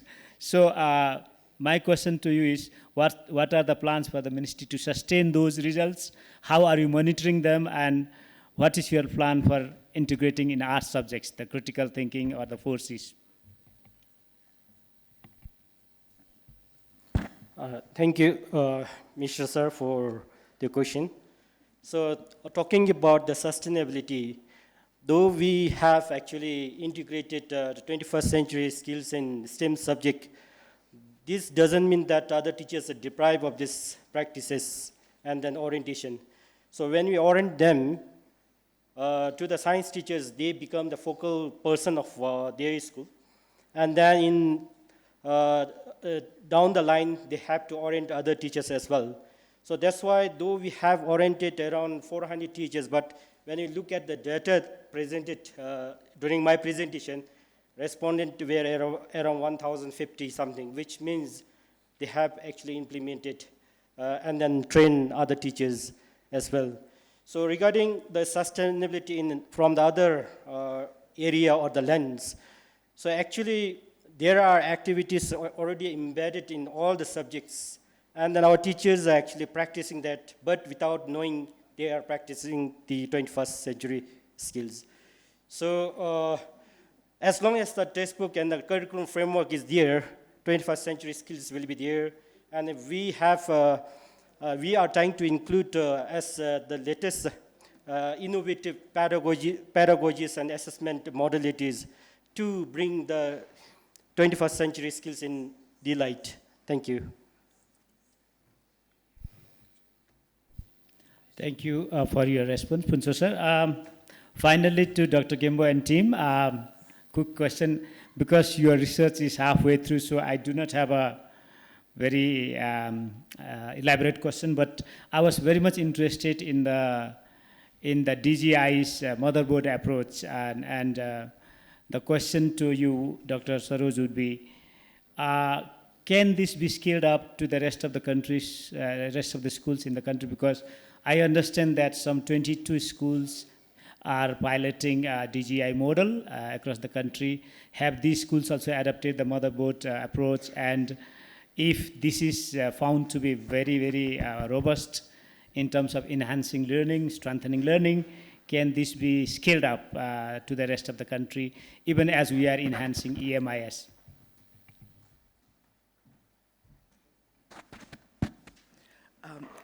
Thank you for that question. Yes, 20, right now, currently, including DGI, 24 schools are using this system. And another thing is also, is it scalable? Yes, all 24 schools are using it. There are, sometimes there are complaints or issues about, too much of work, too much of data input, etc. But as I said, it's not something which is a finished product and done and dusted. It is a dynamic platform which responds to the needs of the people or needs of the users. So whatever would be the problems that come up, we would be addressing those. So at the moment, yes, 24 schools are successfully using it. There was a question about, if everybody, including at different levels of users, everybody accesses this platform, is it going to crash? It hasn't crashed. It's doing very well. And yes, and we have the capacity to enroll more users. So because every year more and more learners or more and more teachers, participants are using it. And as we go along, community, including the parents, will also have access. So in that sense, yes, it has the capacity for scalability, but what exactly the problems will come up, we also have the flexibility to adapt to the challenges. Okay, thank you. Thank you for that response, Doctor. And then I think we have to now rush and end this session. Just to complete the session, we would like to now allow the audience to ask some questions to our presenters quickly. If you have some questions, please raise your hands, tell your name, and just shoot the question, please.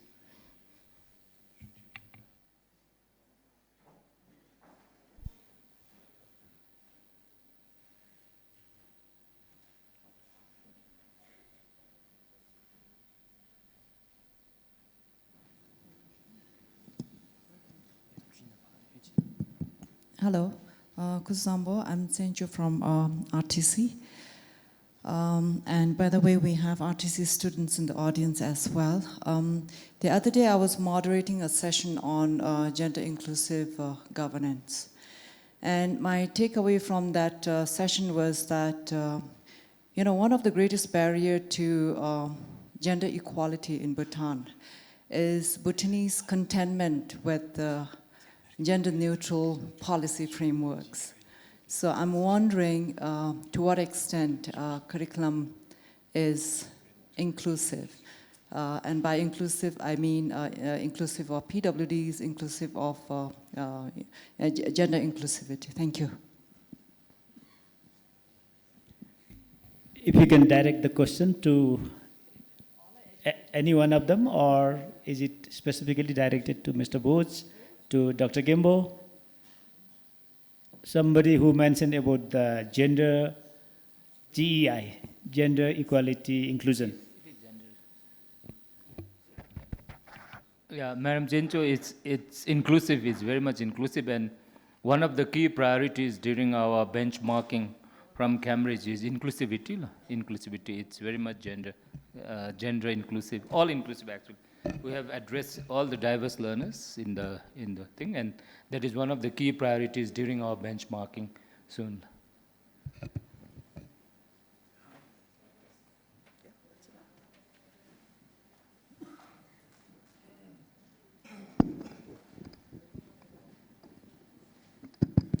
Let's Kuzombola once again. I'm King Adakwa, And my question would be for Mr. Boj. This is particularly on your slide on phase 4, competency-based curriculum development, and 2020 onwards to the present time, Siddhuva. I'm quite happy that we have made such a huge progress, advancement in terms of curriculum. The way that you have presented to us makes us feel that we are very much at an advanced stage of curriculum development. And I'm also quite happy that I had been a part of that journey, which we started from 2016 to 2021.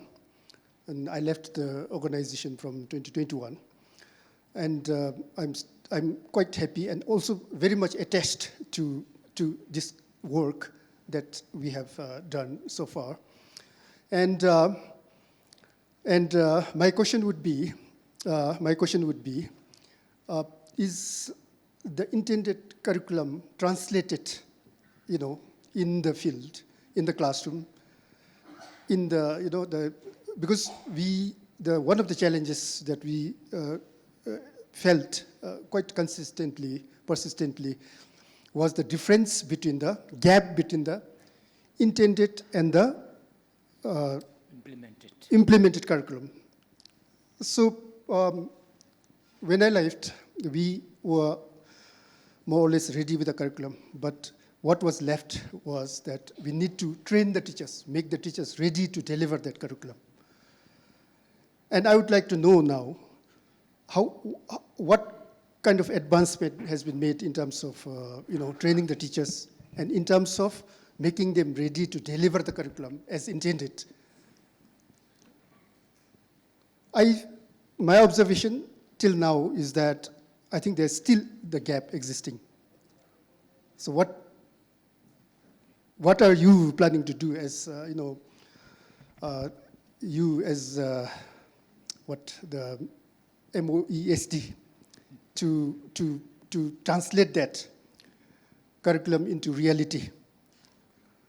Our students who are sitting here will very well know whether what you are saying here is being translated in the classroom. Thank you. Thank you, Dasu Kingadokpa. After, I think, a competency-based curriculum has been implemented now. It has almost been 4 years. And then when we visited the schools and interacted with students and teachers, there is still a huge gap between the intended curriculum and the implemented curriculum, as always, in any system, not only in Bhutan. There has always been a gap between the intended and the implemented curriculum, but we have still made a huge progress in terms of the way the curriculum is being delivered in the classroom. It has shifted from more of the chalk and talk to more of inquiry learning, more of students' engagement, and even in terms of assessment, it's not that assessment which is typically assessing the cognitive domain of a learner. Instead of just define photosynthesis, teachers are also asking, what is the significance? What do you do with what you learn in photosynthesis, actually? And then we have made a progress, of course, but still, there is still a gap for many reasons.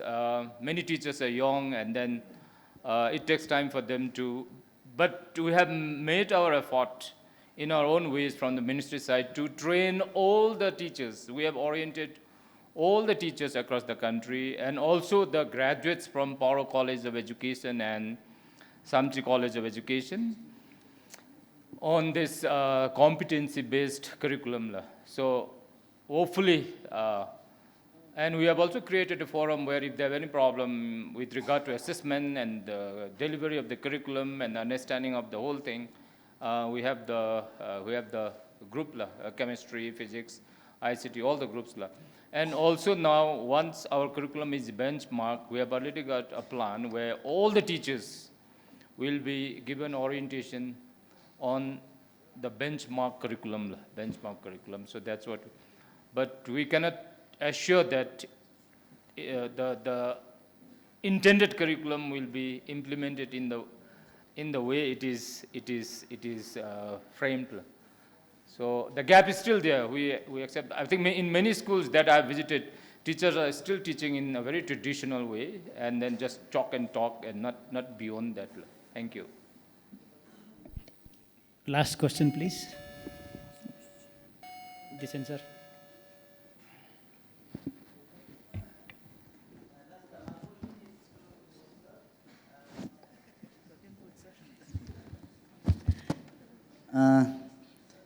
I am Dishin Singh, principal of Wongsel, the institution for the children with deafness. So we hear a lot of words inclusiveness, but I'm little bit skeptical because how much inclusive the curriculum would be for the children with deafness, because nobody has come to Wongsel to consult us while developing the curriculum. So we were just wondering to whom you have consulted, because deaf children have a lot of challenges in learning. There are a lot of factors that would play to the challenges that they face. So I just wanted to ask, sir, if you have any consulted a deaf community or deaf institution whereby your curriculum is inclusive of the children with deafness. Thank you. We have SEN division. I think the representative for the deaf school would be a curriculum developer in our division who looks after SENLA. So we will not contact deaf school directly, but we have a curriculum developer who looks after SEN division in Ministry of Education, Department of School Education. So he should be responsible. So I will direct your question to him when I reach the office.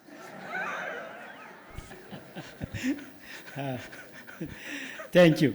Thank you, Dechen sir, for bringing that very important element of inclusion, education for people with deafness.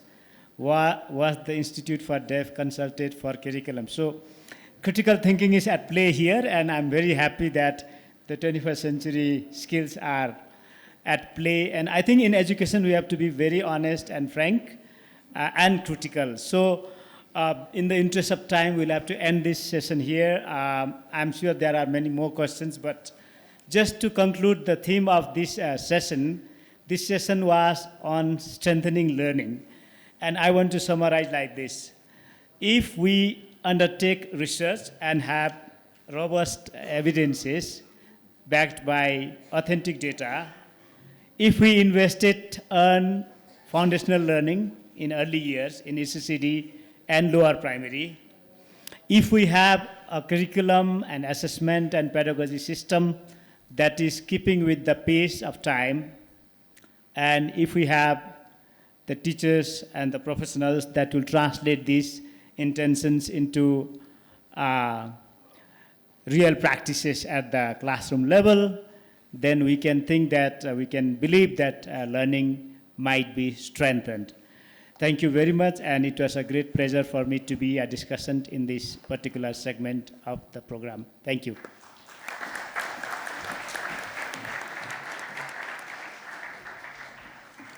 Thank you to our moderator, discussant, and all the presenters for this. I would like you to just remain on the stage for a couple of moments.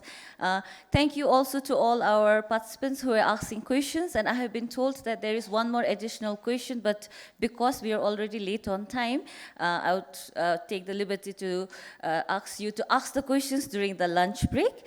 I would now like to invite the KIX EMAP Education Policy Evaluation and Learning Lead, Maria Dofrote, on the stage to give our certificates to our participants, discussants, and moderators.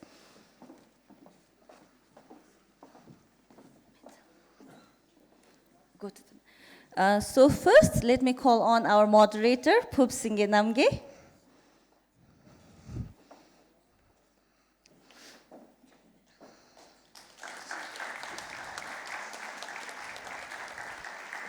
Next, let me call on our discussant, Mr. Bishnu Mishra.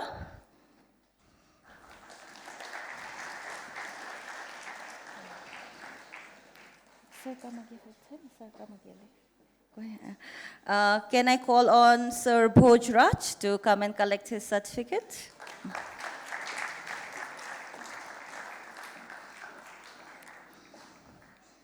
Mr. Punsanamge? Punsanorbu? Apologies.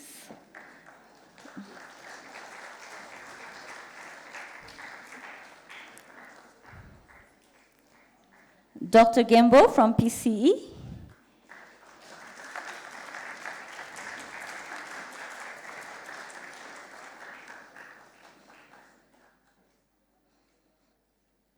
And Dr. Saroj Thapa from DGI.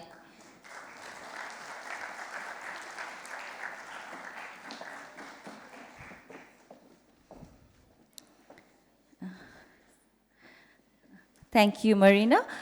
With this, we now break for lunch. Because we are running a little bit behind schedule, we will come back at 2:30 rather than 2 o'clock as presented.